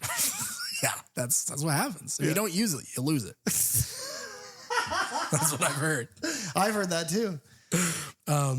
Eat your vegetables, kids, or you'll forget your legs. But yes, Edgar like goes to cut himself in the basement, and he is happened upon by Alice, who stops him. And there's a lot of these shots in the movie of I'm taking this from you, being a knife, and then we see it go into a pocket that gets zipped. Yeah. Same thing with Joseph and his pen. It's like we see it at some point. He pulls it out, he looks at it, and then he puts it in his back pocket. Yeah. Like it is very specific so that we, the audience, can then go, oh, right. Whenever they pull this out later, I know where, you know, when they had it from and all that sort of stuff. I like that sort of detail work. I do too. The other thing I like is how Edgar looks up, and in like the last vestiges of humanity that he is clinging to, he looks at her and he's like, please don't tell my wife. Yeah. And she's like, please don't tell. And my wife. And he's like, dude, is that fucking Borat? That's hilarious. I'm not even sad anymore. And the Deadite's like, meow, and fades away because of the power of Borat. Yeah. That's what Sacha Baron Cohen does for you, baby. Yeah. Fucking, you're like struggling with a Deadite. You're like going to stab yourself or whatever. And then you hear like, this is my son, a Huey Lewis. And you're like, that's too funny. It's all right. I can't succumb to being a Deadite. That's too funny. You know, he just apparently shot a Ali G thing. Yeah. in secret. Yeah. Wild shit, dude. Anyway, we have a couple, you know, little family moments between Alice and the mother, whose name is escaping me right now. It's Mom. Susan. Oh yeah. Magic for Susans. And like, there's the exchange of, hey, can you put this candelabra that I made on the table? Yeah. And it's this like, you know, oh, well, why did you give up art? It's the thing that you loved. And she's like, well, you know, first it was my family, and then it was my sister and my father, and then it was taking care of my mother who can't take care of her. And it's the difference in, I don't know if it's a generational thing. I don't know if it's a cultural thing, but it's, you know, Susan going, well, no, it's not sad what happened to me. I chose this for my family. And Alice going, oh, well, no, it's sad that you gave up your passion for these other things. I think it's probably both. It's being French, the French are known for being passionate artists. And this older woman is like, well, no, I didn't want to be an artist. I wanted to be, I wanted to have my family. I wanted to drive my Dodge Charger and I wanted to do awesome flips on helicopters with Paul Walker. It's like, God damn, dude, that's awesome. It is. We eventually get to our dinner scene. Right. Which is where all hell breaks loose. Right. That's what our clip is. It is the most like nerve-wracking, like just gripping the edge of your seat because you don't know when it's going to pop off. No. And it could be at any time. For the record, it does pop off immediately after where our clip ends. Our clip, by the way, just on YouTube. Hey, movies, stop. Stop giving everything away in the trailer. Stop posting 5-minute clips of your movie that has not come out yet on YouTube. Stop it. Just let us see it. Yeah. Let people go into the movie theater with their phones and record every 2 minutes of obsession and post all of the movie online for everyone to see in 2-minute arcs on TikTok. I've absolutely seen the whole movie by now, which is a shame. Yeah. Because I would like to have seen it, but oh well, I already have. The big thing here is that the clip ends, and during our clip, Edgar screams, "Get away from me." He's screaming that at Max the dog. Yeah. The clip ends, and he freaks out, and he stabs Max the dog a bunch of times with a fork. Yeah. Pour one out for Max the dog, and by one, I mean a puppuccino, which is a cup filled with whipped cream, and that's the cutest thing in the world. They being Joseph and his wife Thea, go, "Oh my God, my dad's suffering a psychotic break and clearly is unwell." Right. Because he has a bunch of black veins on the side of his head. Yeah. And like somewhere in the struggle, his neck must have been cut or something. Because when they're in the car, Joseph is like trying to wrap his throat in gauze. Yeah. And like bandage him. But I don't know. That got mixed in the shuffle of it all. Yeah. I think that's fine. Yeah. But then he fully deadites in the car. And we have our first bits of real Evil Dead gore. Yes. And oh my God, if we were worried that the head tearing off in Will's fucking car was going to be the peak, that was the valley.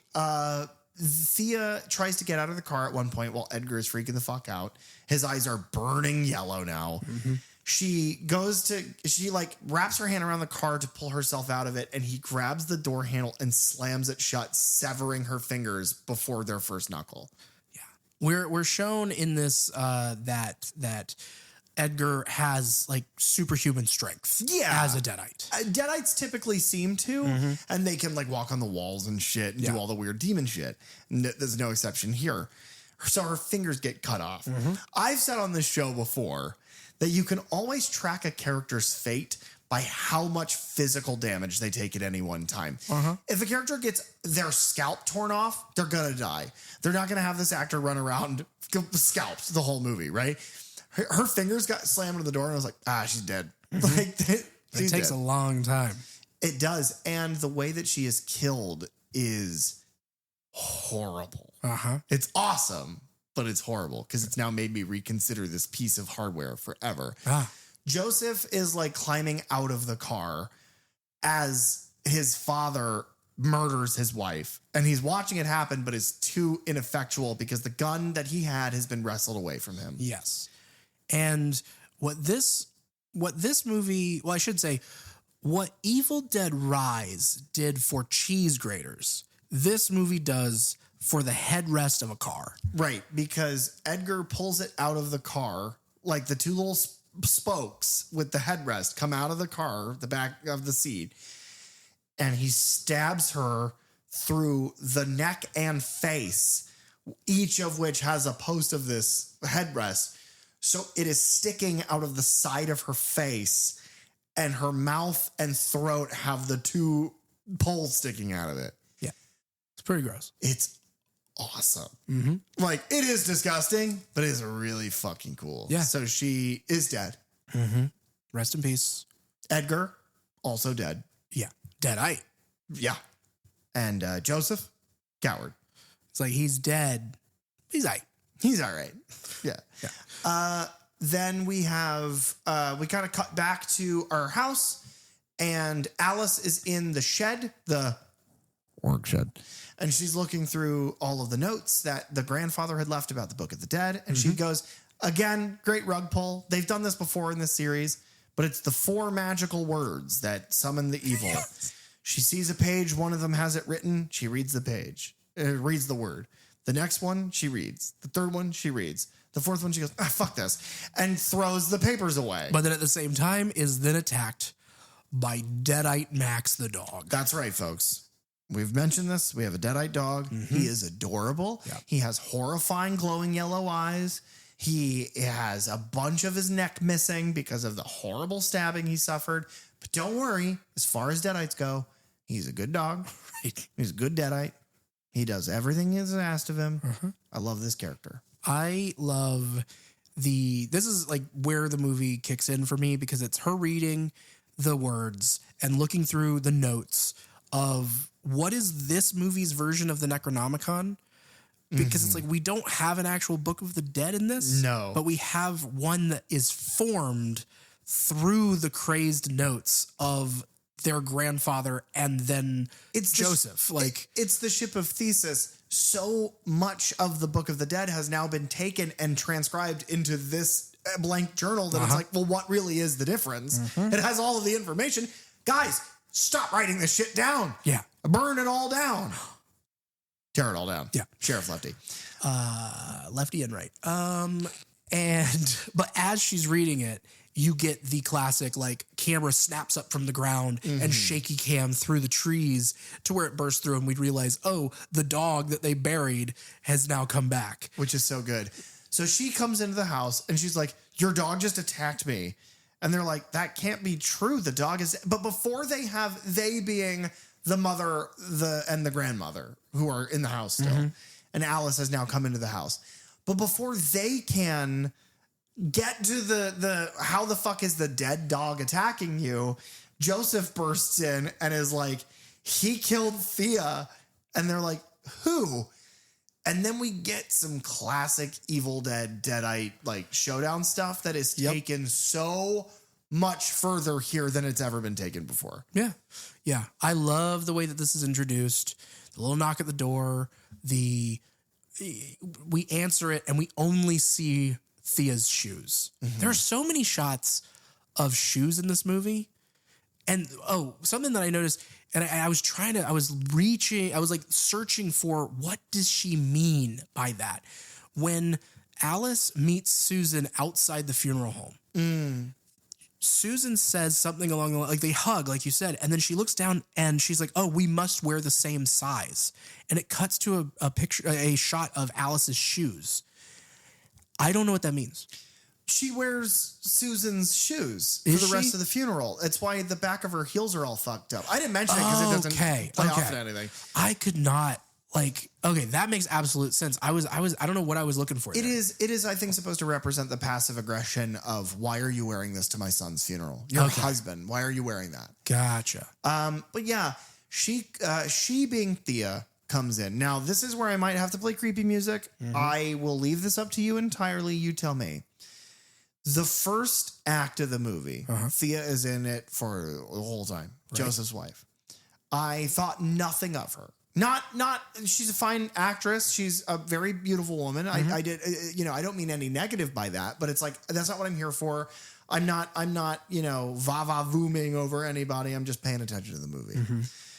The second she becomes dead. Right. And her eyes are like glowing yellow. Right. And she's all like pale and vascular in her face. Right. And is missing almost all of 4 of her fingers and is swallowing molten candle wax and threatening them all. And her voice is all distorted. I was into it. It was like, God, like, where have you been? You know what I mean?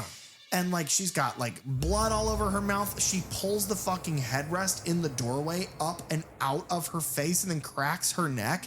And it's just like I'm so in love with you.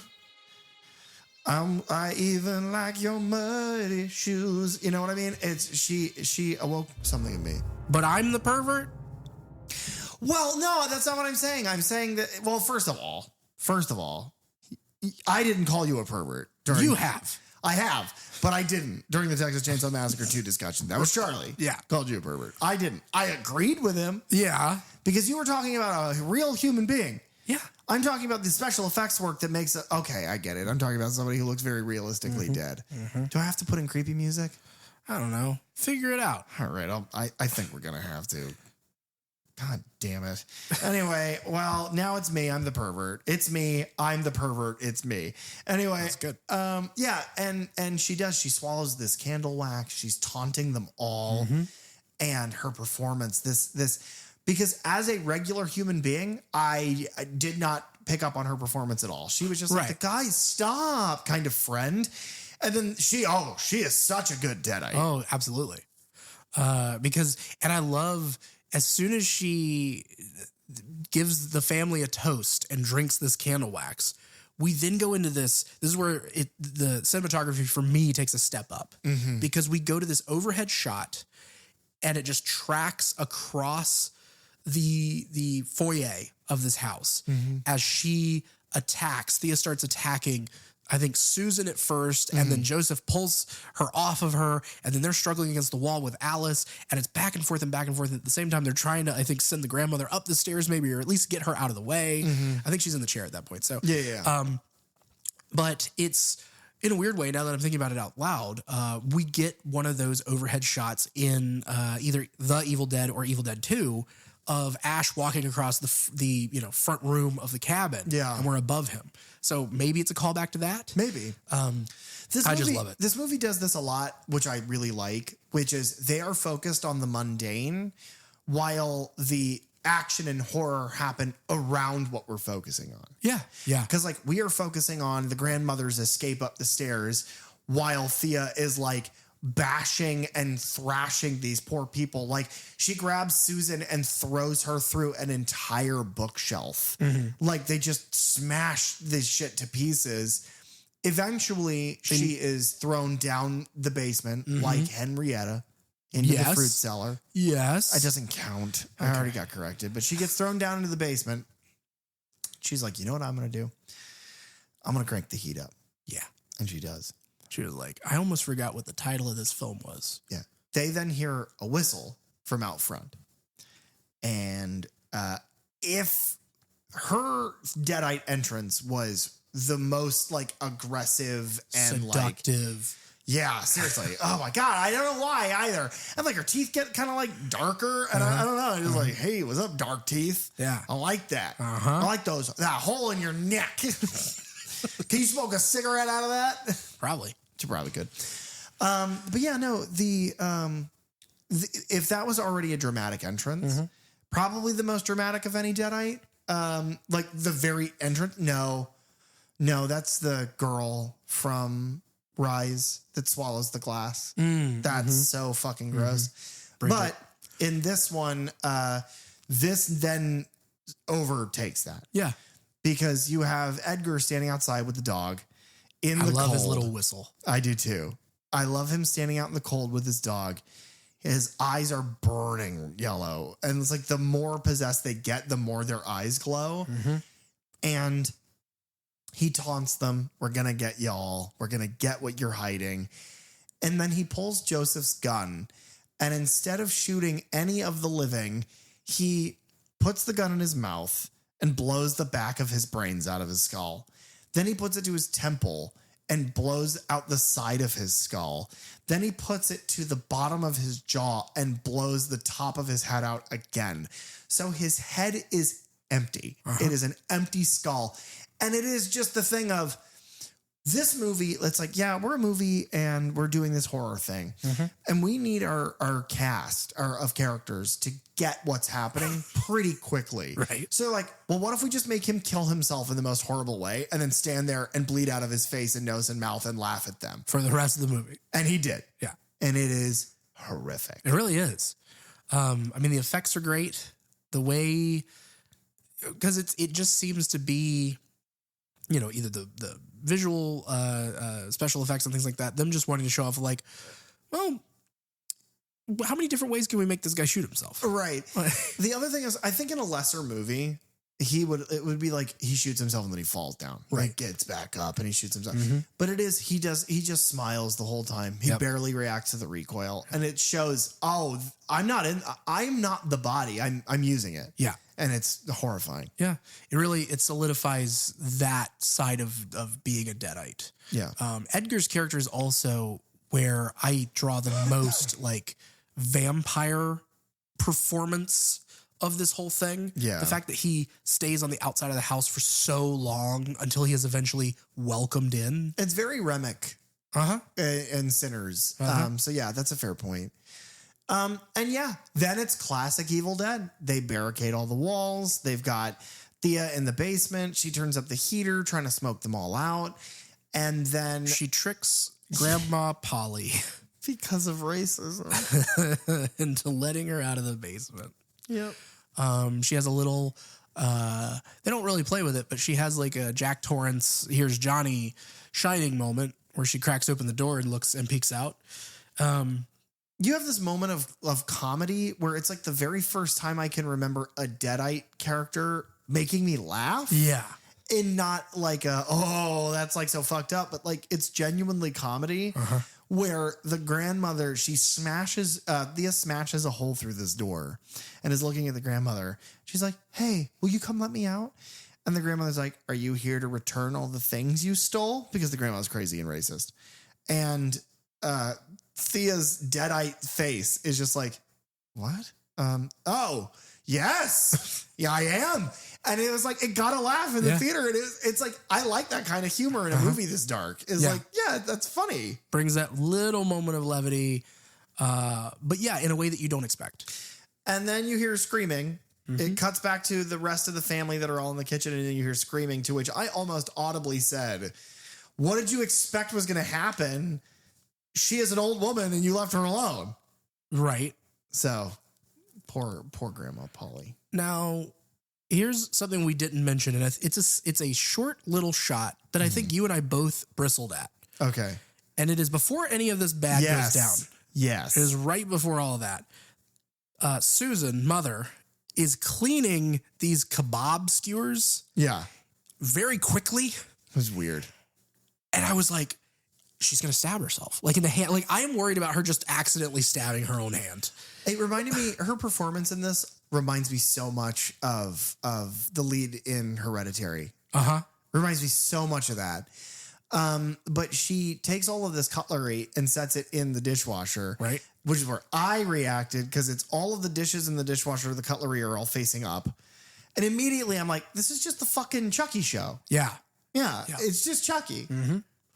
And then they just leave that open because of, all of the excitement around the house. Yeah.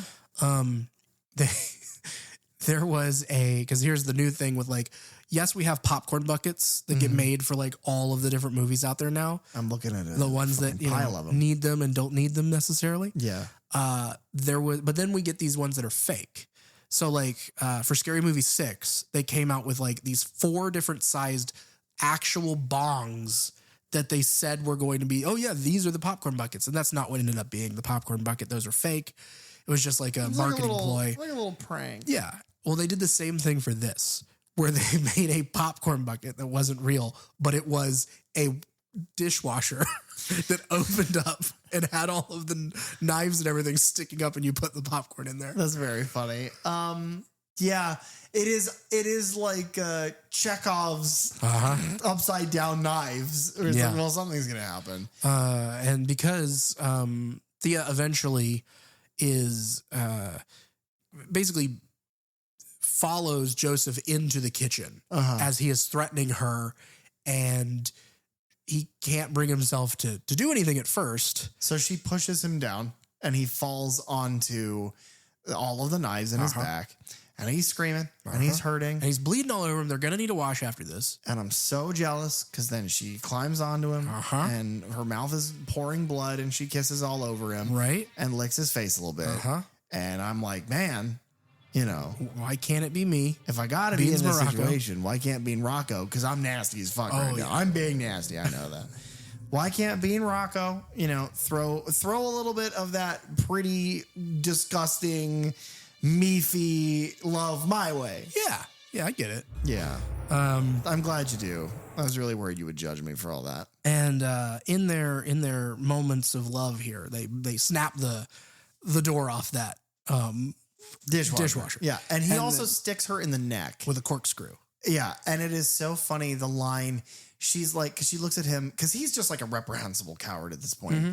She looks at him and he's like, you wouldn't hurt your father as he killed me, but killing me, you don't hesitate. Yeah. And it's just like, oh, I bet that makes him feel way worse. Yeah. Oh, and she also tears this fucking corkscrew like out of her neck the front way. Yeah. Like so all disgusting. the way around, basically. Yeah. I think at this point, has she climbed on the ceiling at this point somewhere in all of this encounter? Yeah. It's also like she says this line to Alice about like, you know, how dare you try and have every man in this family? Yeah. And I think that's playing on the near kiss in the beginning of Probably. like, is there something going on? Like, not necessarily, is Joseph crushing on Alice? Probably. And Thea knows that. Probably. So they're kind of playing with that here because Thea goes back out and is terrorizing Alice and Susan. And then eventually Joseph has taken that door off of the dishwasher. Right. And smashes Thea's face in entirely. Like into pulp. Yeah. Which is what, and this is what I was referencing with the fucking MPAA. It's like, what did you cut? Mm-hmm. I know I've said this twice now, but like they probably cut 2 extra smashes. he uses this dishwasher door and literally flattens her head like a teeth-filled pancake. Blood gurgles and shoots out of it. It's like, what else could we have not seen at this point? Mm-hmm. And then Edgar enters. Yeah. Another quick moment, Well, and I don't know if eventually. this is this the most disgusting thing in the whole movie? Grandma Polly, after letting Thea out at some point, that's where she rides up to the top of the stairs. And Thea follows her at some point, you know, in all the struggle of everything. Mm-hmm. And she takes Grandma Polly's teeth out. Yes. And then like puts them in her mouth. Yeah. And then puts them back in Grandma's mouth. Because as long as Grandma gets Thea's saliva into her mouth, it's infection. Right. She becomes a deadite. But is this whole teeth exchange the grossest thing in this movie? Are we really like desensitized people if we say yes? Because it should be the face dishwasher smash. Right. But it's like, that is so, I can't imagine that. Yeah, that's like horrible. That's all movie stuff. Whereas like somebody putting someone else's dentures in and then swap and spit that way. You've never done that? I haven't done that myself. Oh, it's gross. Yeah, no. Do not recommend. Yeah, it's probably pretty gross. It's probably one of the grosser things. But another thing I mentioned is in the very beginning of the movie, we see Jess's hand kind of come around the side of the boat in the very opening. And it's that finger, like that cascading finger fall. And it kind of plays with this because as Thea walks up the stairs, she's clearly doing that on the banister, but she doesn't have fingers. Yeah. I love the way that the blood trails all the way up the banister. Yeah. Again, it's very like close detail camera work. Oh, and yeah, by the way, the action started 15 minutes ago. Everyone is covered in blood. Oh, yeah. From head to toe, everyone's covered in blood. Oh, yeah. Classic Evil Dead. So Susan ends up putting Polly to bed. Mm-hmm. And in that moment we have, as she leaves, this whole movie so far, Polly has she's never called Susan by her name. Yeah. She has dementia. She is confused as the people around her, who they are to her. And so in this moment, she does call her Susan, and that causes her to pause, thinking, oh, is this a moment of like clarity for like lucidity? Yeah. And it's that, and it's also, I've lost my son. Mm-hmm. I've just lost my daughter-in-law and my husband. Oh my God, I got my mom back. Yeah. And that, I think, breaks her. Yeah. And now she's willing to do anything to get her family back. And the Deadites are promising that to her because her mom, who is now floating in the air with a giant sheet over her head, and then gets it taken off and has got her dentures out and she's got yellow eyes. Scott Farkas. She Farkases. She fucks around and Farkases out. I don't know. And then we get our big, vampire moment of she's like, who's that tapping at the window there? Mr. Peanut Butter. And it's Edgar. And Susan, opens the window to him and they just start making out. I laughed. Yeah, you did. So hard during this. It is the most over the top, obtuse, hilarious thing because half of his face is missing because he shot himself 100 times. Yeah. And they are hardcore making out. You see her tongue in his mouth because his cheek is missing. Right. So funny. Now, did you feel a connection with Susan in this moment because she was getting to make out with a Deadite? No, because Edgar's not sexy as hell. Okay. The one that drinks the candle wax, though. That's great. Uh-huh. And so, Edgar comes in at that point and then they try to, it doesn't seem to immediately affect Susan, or at least she's doing a better job of masking it. Because she's trying to get the information from Joseph about where this dagger is. Because that's what the ultimate goal of the Deadites is. I don't think it's infected her yet. I truly think the infection happens in the bathroom later. I don't think that's happened yet. Okay.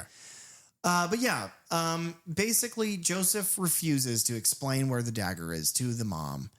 And then Edgar, it's like ding, ding. And it just begins. Yes. The fallout begins.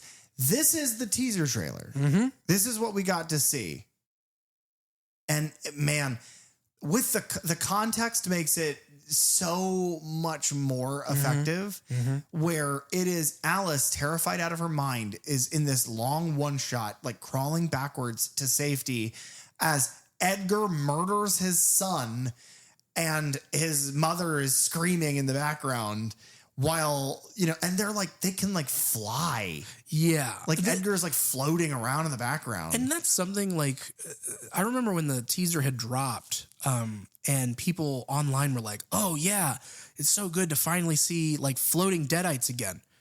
They float in Rise. Yeah. It's like the longer they're possessed, the more they do stuff like that. Yeah. But yeah, this wonder is great. And it leads to Alice hiding, like locking and barricading herself in the basement. And like Edgar smashes Joseph's head through the wall and Joseph is just like, you have to find it before they do. It's so funny because his head is literally being held by Edgar, who's about to yank him back out of the door. And he's just like, you hear like, boom, boom, smash. Hey, you have to find this thing fucking fast. And he gets yanked back out of the door. So she grabs a buzzsaw. Yeah, it's like a rotary saw that Edgar was trying to use to cut the grass earlier from the work shed and has brought it down to work shed to put gas in it in the basement. Thea has also, by the way, earlier poured a bunch of gasoline all over the house. Yeah. Because she's going to burn it all down. Oh, like Sheriff that's Lefty. what she was going to do. But he brought it all down. Anyway, so she goes upstairs and Alice is like terrified and the old woman is there. Yeah, she Susan with the saw like finds or Alice with the saw finds Susan at the top of the stairs and they kind of have a back and forth and then Polly is behind Alice. And it's that thing of like shot, reverse shot, and then the reveal of there's now a figure with the glowing Deadite eyes standing there. And we get this like little bit of a tussle fight here at the top of the stairs. Yeah. And I think this is where this mirror shot. Oh God. You and I could tell every time something happened because you and I were all but like slapping each other. Like, oh my God, that was so good. Yeah. Basically there's a scuffle. The saw kind of gets knocked out of her hands or whatever, but she goes to grab it and she's like fighting with Edgar with this fucking saw because he has just killed Joseph by like basically tackling him all the way through the house onto the ground floor and like lands on him. And then he climbs up the stairs after them. They fight over the saw.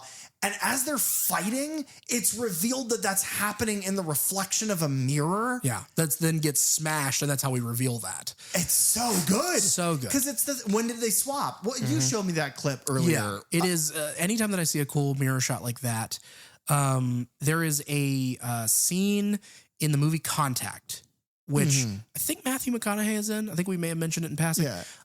But he it's a girl who runs up these stairs and Rounds the then goes corner. and goes into the bathroom for medical something. And it is then revealed as her hand reaches out that we've been in the mirror this entire shot, and now she is on the opposite side of it. But like, just like in this movie, in Contact, you can't have been in the mirror the whole time because she rounds a fucking corner, and it's like there's been so much action. Like, when did we get in the fucking mirror? And that's what I mean. The cinematography in this movie is just so fucking good. Yeah.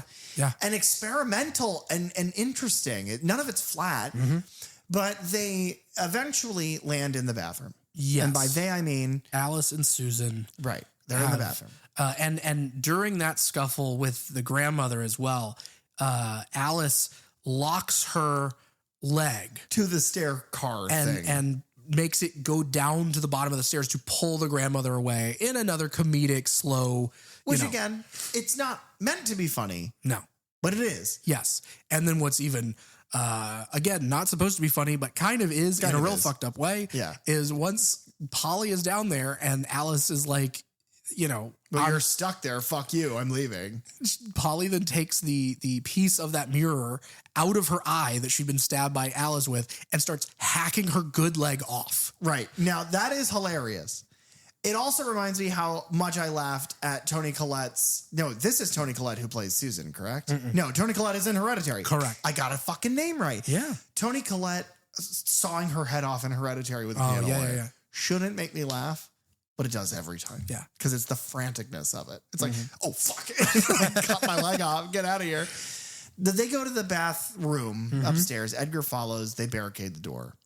She, being Alice's plan, is to cut a hole in the roof to get into the attic to find the dagger. And in order to do that, she ties Susan up to the commode. Yeah, like the toilet lid. Yeah. With a hairdryer cable. Right.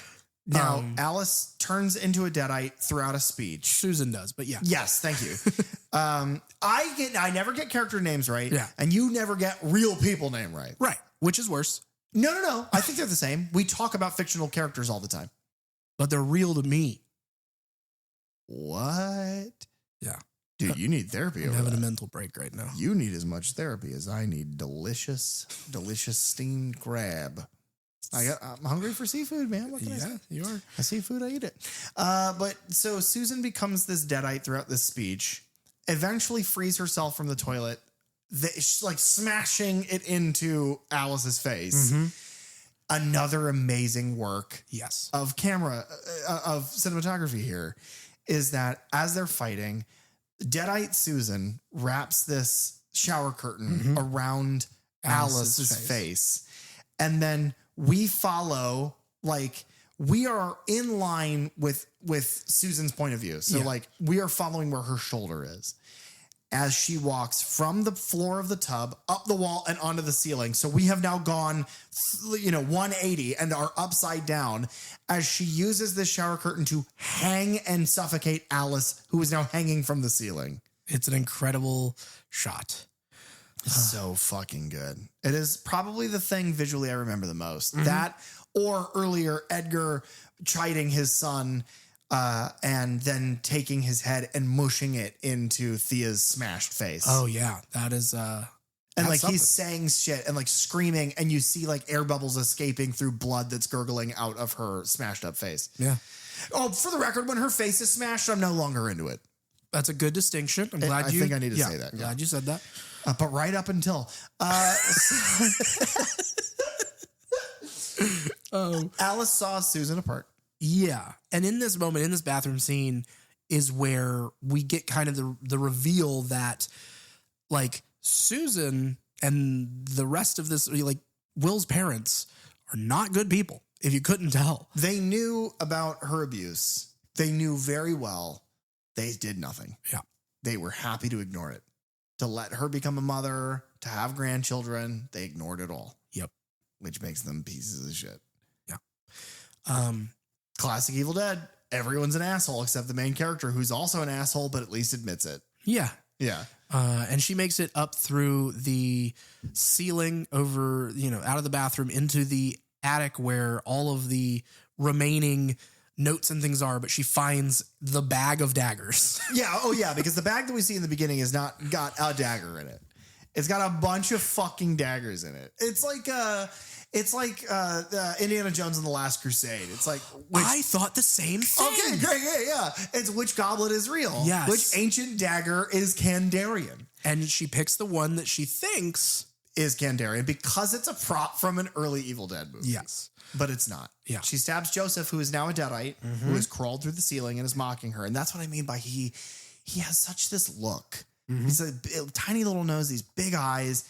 So when he has become a Deadite, it's like really effective visually. But eventually she finds what looks like a little piece of metal, like a little crappy knife with a wooden handle.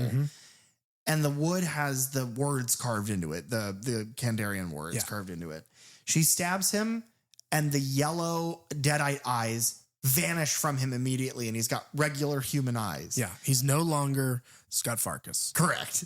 Now he is whatever his brother's name is. Wait, is that what was going on in A Christmas Story? Yeah. Was Scott Farkas a Deadite? Scott Farkas was a Deadite, and there was some really racial undertones about Asian Americans. Well, yeah. It's not okay. That is true. Yeah. It was a different time. I don't care for that movie, which is I crazy love because that I movie. love Bob Clark. Yeah. And I love Bob Clark's Christmas movie, just not that one. But yeah, it is wild. I think this is the first time we ever see somebody die as a Deadite, not by being horribly mutilated until they just can't ever come back. Yeah, true. Because most of the time, and especially those last two movies, it's like that's what has been the thing. It's like you either have to dismember them completely, or you have to burn them completely, or you have to, in Evil Dead 2013, you have to bury them alive. Yeah. But here we see the yellow fade from his eyes, and he like kind of comes back to life for a moment to realize what's just happened. And then he falls through the floor of the bathroom. Yeah. Where then Susan's like, "It's me, so you can find," and she like comes up after Alice, who like escapes. Yeah. Alice has now the Kandarian. Here's her weapons. Right? She has. Oh God, we didn't even talk about the ear stabbing. No, he didn't. No, we'll leave some of this for you guys. Yeah. Ear stabbing is There is an ear stabbing. stabbing. Oh, and the leg bat.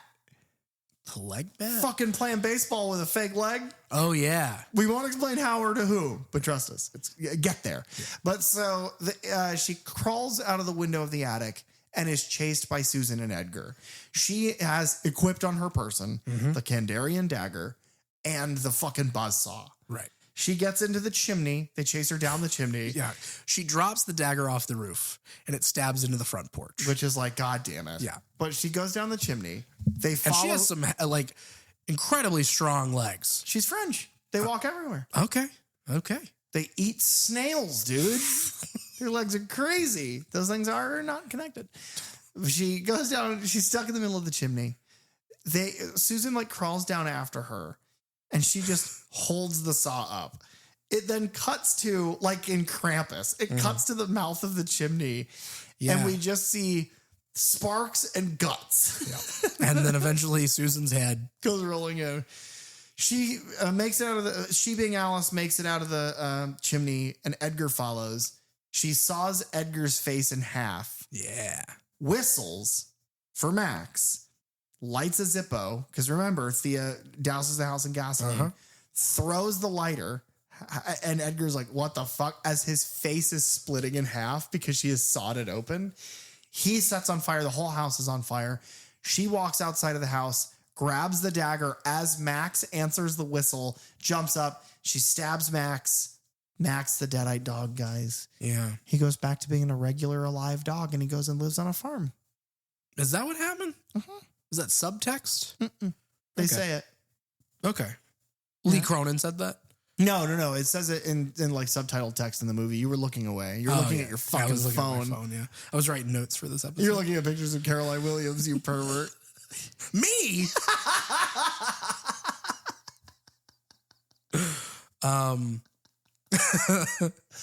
Now this is where I will draw the comparison of Scream 7, where they burn the house down. No, this ending is very much to me like Evil Dead 2013, where she has now defeated the family of Deadites, and we have come to, and the house is burning down, and we've come to what seems to be the logical ending of the film.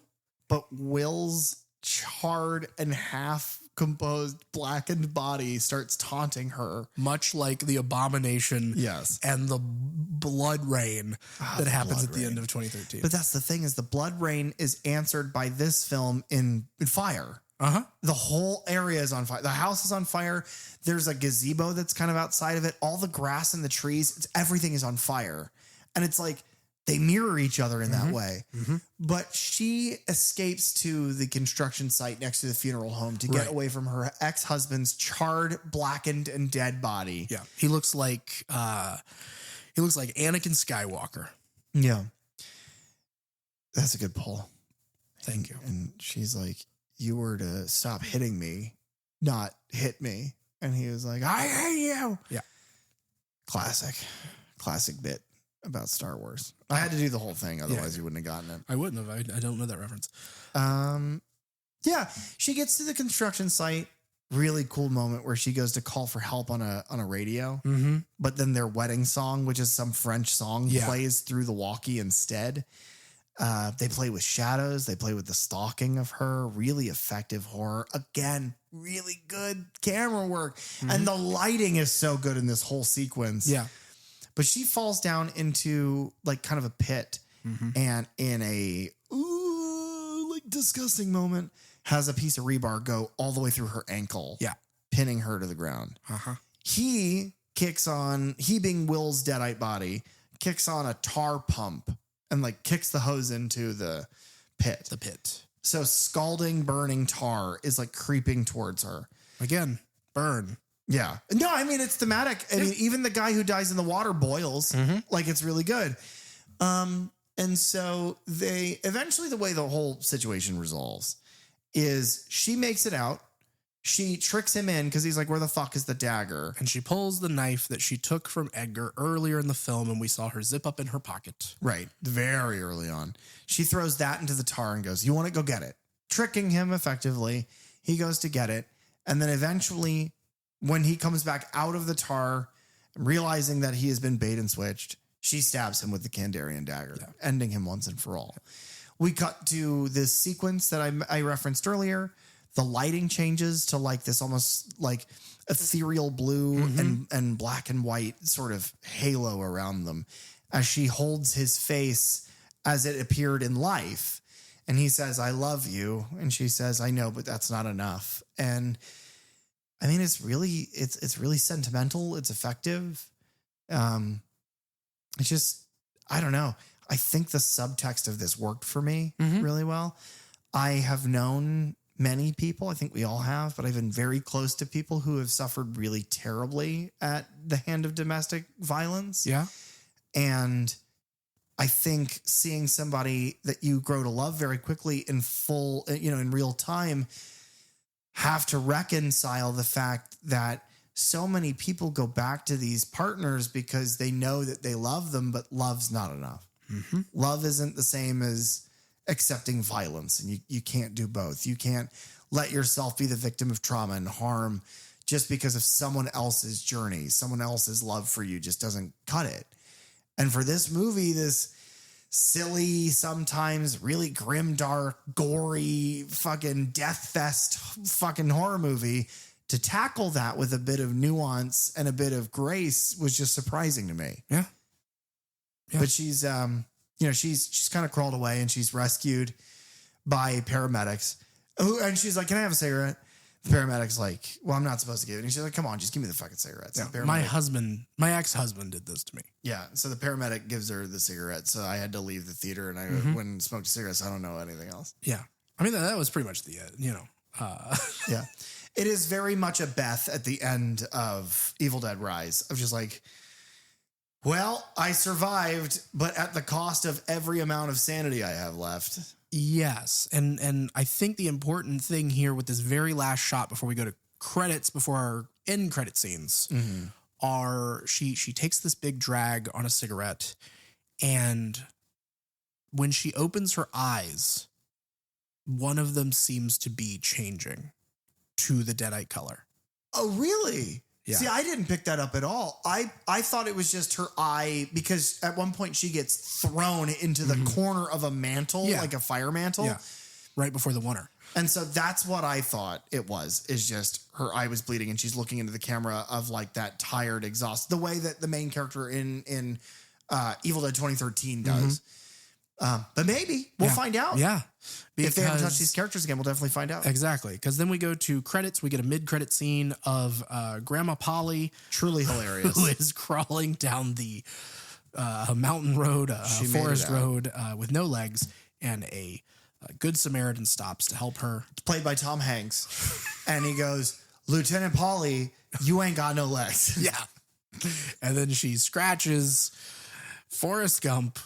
Right. And he becomes... He's going to spread it across America. He becomes a Deadite, by the way. It is still incredible. Oh, yeah. Very kind, very polite. He's like, sorry, but I'm going to have to turn you into a walking dead. And it's like, oh, Forrest, no. And then Float, Forrest, float. And then we get a post-credit scene. Which is the first time I was snapped out of the euphoria of really digging this movie. Yeah, so whenever I was looking up notes for this movie before we went, because I was trying to pre-game as much as possible so that we could like get home and start recording, I saw the cast list and this person was in there and I went, oh God, I don't want to see anymore. And I just backed out. Good for you. If I had seen it, I would have assumed flashbacks. Right. But it isn't. So very basically, we cut back to the funeral home. This is our post-credit scene. Movies are a fucking circus. We cut to the very last scene that you have to wait an hour to watch. Yeah. And it is the funeral home. And one of the names on the urns is... Ellie Bixler. Right. Who is for an unclaimed urn of ashes. And that is the mother from Evil Dead Rise. Correct. Who the little girl, the daughter of the funeral home director, sees in the mirror and is then somehow out of the mirror and standing there. Yeah. Killing this child. Yeah. Yeah. We kill a dog and a child in this movie. And then is basically like looks at the camera and is like, I'm back. Yeah. And then it smash cuts to the credit sequence of Ellie Bixler, played by, the actress's name. Alyssa Sutherland. My assumption, and this is what I told you, my assumption is, because I thought that when you said the next one was called Evil Dead Wrath, that's what I thought it was in reference to. My assumption is at the end of Fede Alvarez's Evil Dead 2013, end credits, it is just a spotlit Bruce Campbell as Ash. Yes, because they do it's very similar of Mia. They do a mid-credit scene where Mia gets away and she's picked up by somebody in like a truck. Then the post-credits is what you're referencing. Right, where it's Ash Williams and he walks into frame and he goes, groovy. And then it ends. Yes. And so I think it might just be referential to that. Look, if they include her, they need a good explanation. Yes. But I mean, they need an explanation as to how there's even ashes whenever she was sent through a wood chipper. I have faith that the series can provide an okay explanation.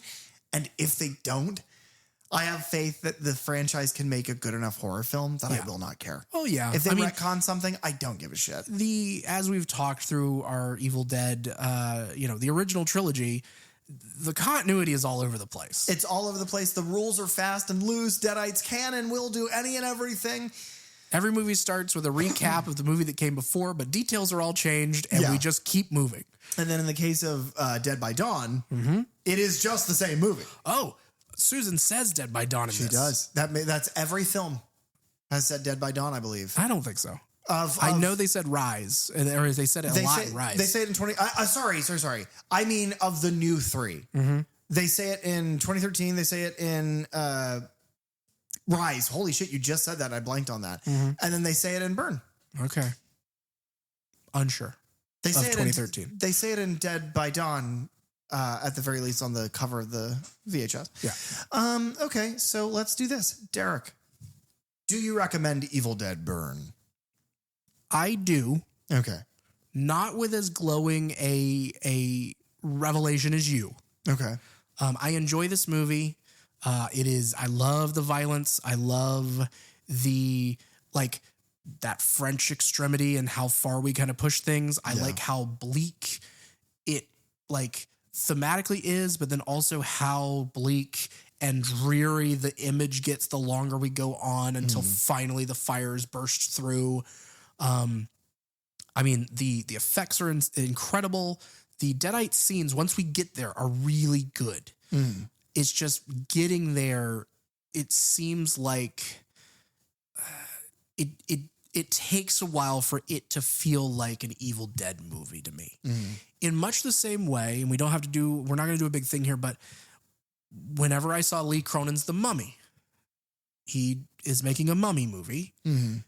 But, and I'm not the only person to say this, most people have had the same, thought. It feels far more like Evil Dead meets The Exorcist. Why it needed to be a mummy movie doesn't quite make sense. They should have just made it a possession movie and called it a day. Called it The Exorcist. Yeah.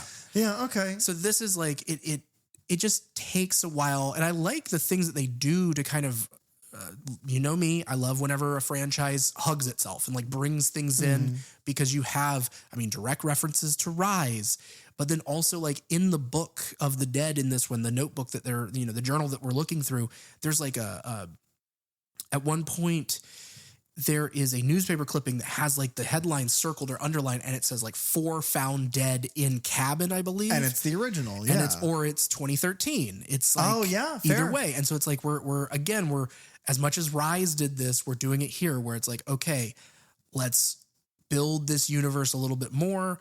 And it's Evil Dead. So the rules are kind of and that's fine. Yeah, something that I like about this one too, kind of in regards to hugging itself, is that the question is always, okay, well, how are they going to find the book? How are they going to read the book?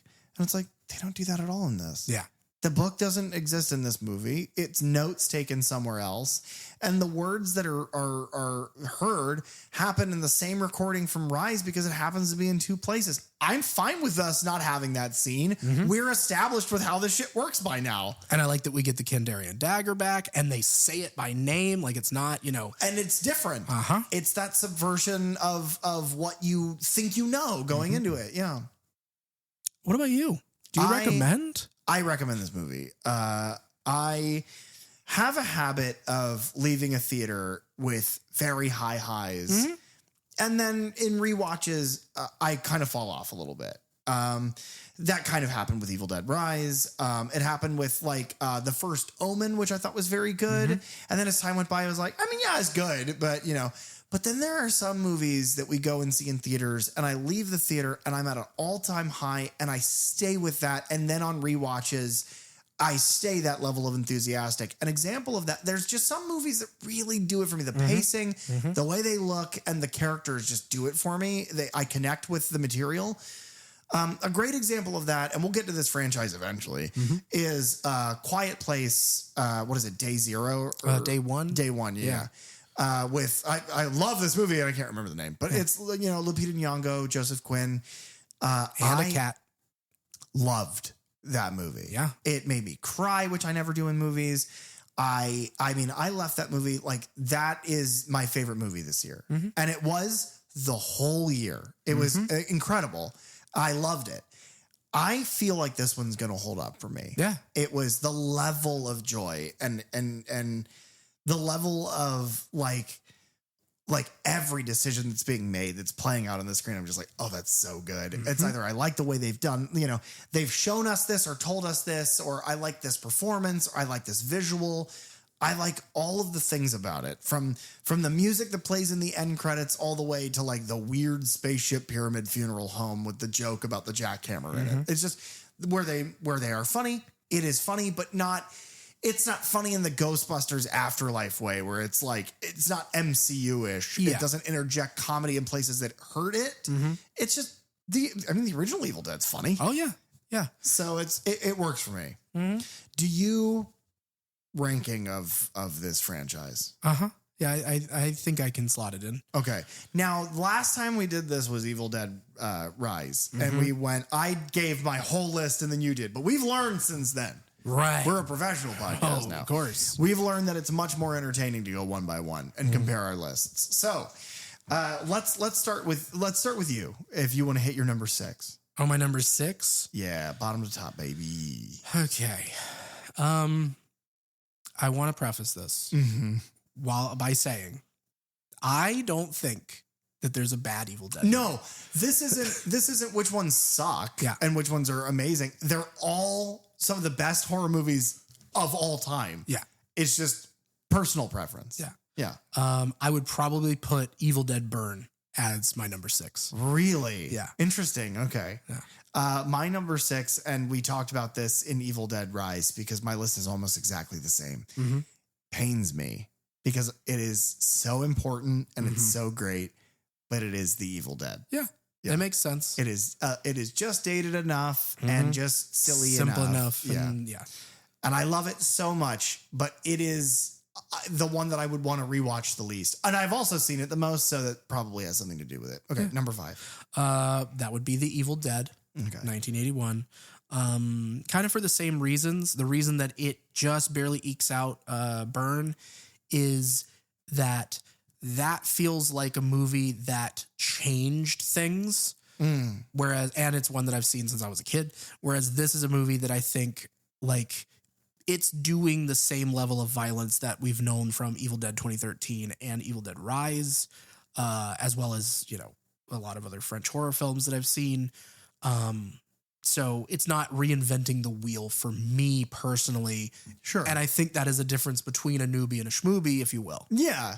Yeah, I think so too. And I just think that there are little proclivities that I have about the way I like my, certain characters to act and whatnot, where in Rise, things were paced a little bit. You had more room to breathe where all of the action had to be very quick in this when the action began. Oh, yeah. But I like that pace. It feels more electric to me. It is one that it doesn't let up once it starts. Yeah, no, definitely not. My number 5 is 2013's Evil Dead. It is great and really effective, but it is a retelling of a movie that I have already seen. And I've already seen it retold.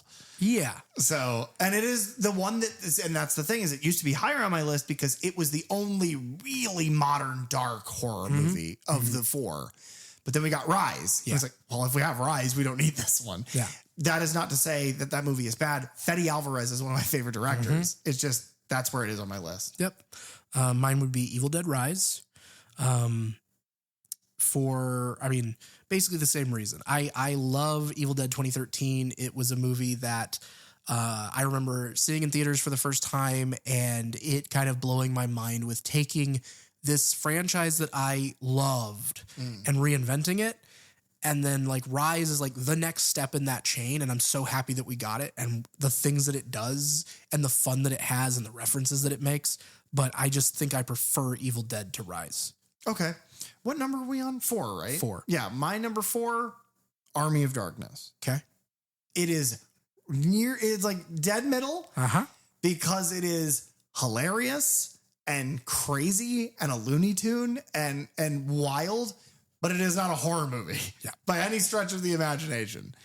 But I love it. So it is higher up for me than the previous 2 because I think that the things that spawned from the origins of this franchise are more interesting than the origins. Fair. But that's my number 4. My number 3 then would be Evil Dead 2013. Okay. For the reasons I just said, I love how it reinvented this and I like the addiction story that it's telling. I like that it starts all of these current Evil Dead, Rise, and now Burn on these we're telling a story and there is a theme that's threaded through the whole thing, but we're using the Book of the Dead and the Deadites and everything to kind of tell this tale. It's weirdly a horribly inappropriate, incredibly gory, not show your kids version of the Twilight Zone. Yeah. It's like moral tales told through Deadites. My number 3, Evil Dead Rise. Okay. It is so very fucking good. One of the scariest movies I've still ever seen. It's exceptional filmmaking. It's great. Number 2 for me, Army of Darkness, because it's a living cartoon and Bruce Campbell cannot be beat with all of his zaniness in what is just a ridiculous movie. Yeah. My number 2 is Evil Dead Burn. Okay. Yeah, is my number 2. I think for every reason that we've talked about so far, it works for me. I absolutely loved it. I will revisit this at one point, one day down the line. We'll see if this changes. But right now, it's like, I know myself well enough to know that, like, I am going to talk about this movie with people for a long time, which is not something I usually do. I mean, I have a podcast to do that, but I mean, like, my friends in person. Oh, go ahead and plug your podcast. It's called The Third Channel. Please, for the love of God, rate and review us on Spotify, YouTube, and Apple Podcasts. Please? I said please. Yeah. I said please for the love of God. Yeah, and I agree. We can both agree on number 1. Which is, of course, Evil Evil Dead Dead 2. 2. Dead by Dawn. It is everything that we've talked about being good in any of these movies. It's good. Yes. It takes a staple from the genre and reinvents it. It adds a bunch of stuff to it. It's got a spooky headless lady doing a weird little mummy dance. Yeah, you talk about a sexy Deadite. Don't make me do the music again. Okay, no music, guys. But like, I think I said it in Evil Dead Rise. The way I said it is like, I would spend a lifetime watching Bruce Campbell do weird dippy bob dances with his Pee-wee's Playhouse furniture. And it is the funniest thing. The fact that it is mainly him through the middle of that movie is so good. The makeup is very good for the time. And it's just, you can tell that this is what he wanted to make. And I think it's lasted forever. I like the poster. Creepy Bruce Campbell eyeball skeleton. It's a spooky skeleton, all right. Yeah. But yeah, I think ultimately Evil Dead Burn is a nice inclusion in what has been a very strong year for horror so far. Yeah, I agree. I think that this franchise is long been, one of my favorites. It's what horror heads always say. Nobody dislikes this franchise. It's one of the best in the world. And it really only can go up. You know what we used to do on these episodes is I used to say, this has been the blank movie, the craziest movie or the funniest movie I've ever seen until, and then the next episode of the Evil Dead franchise, I would say, I saw Evil Dead, blah, blah, blah. So we don't know when Wrath is coming out. We know it's 2028. We got like 2 years. Yeah. So here's what I'll say.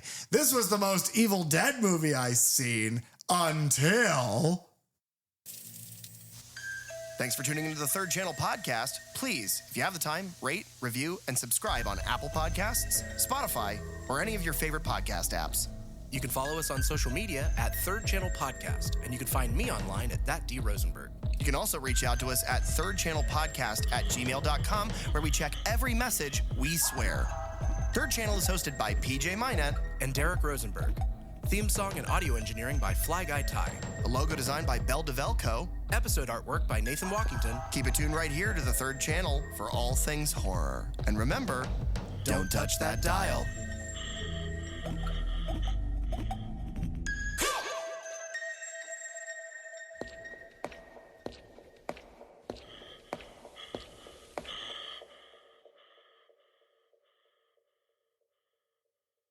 Egg salad and eggs.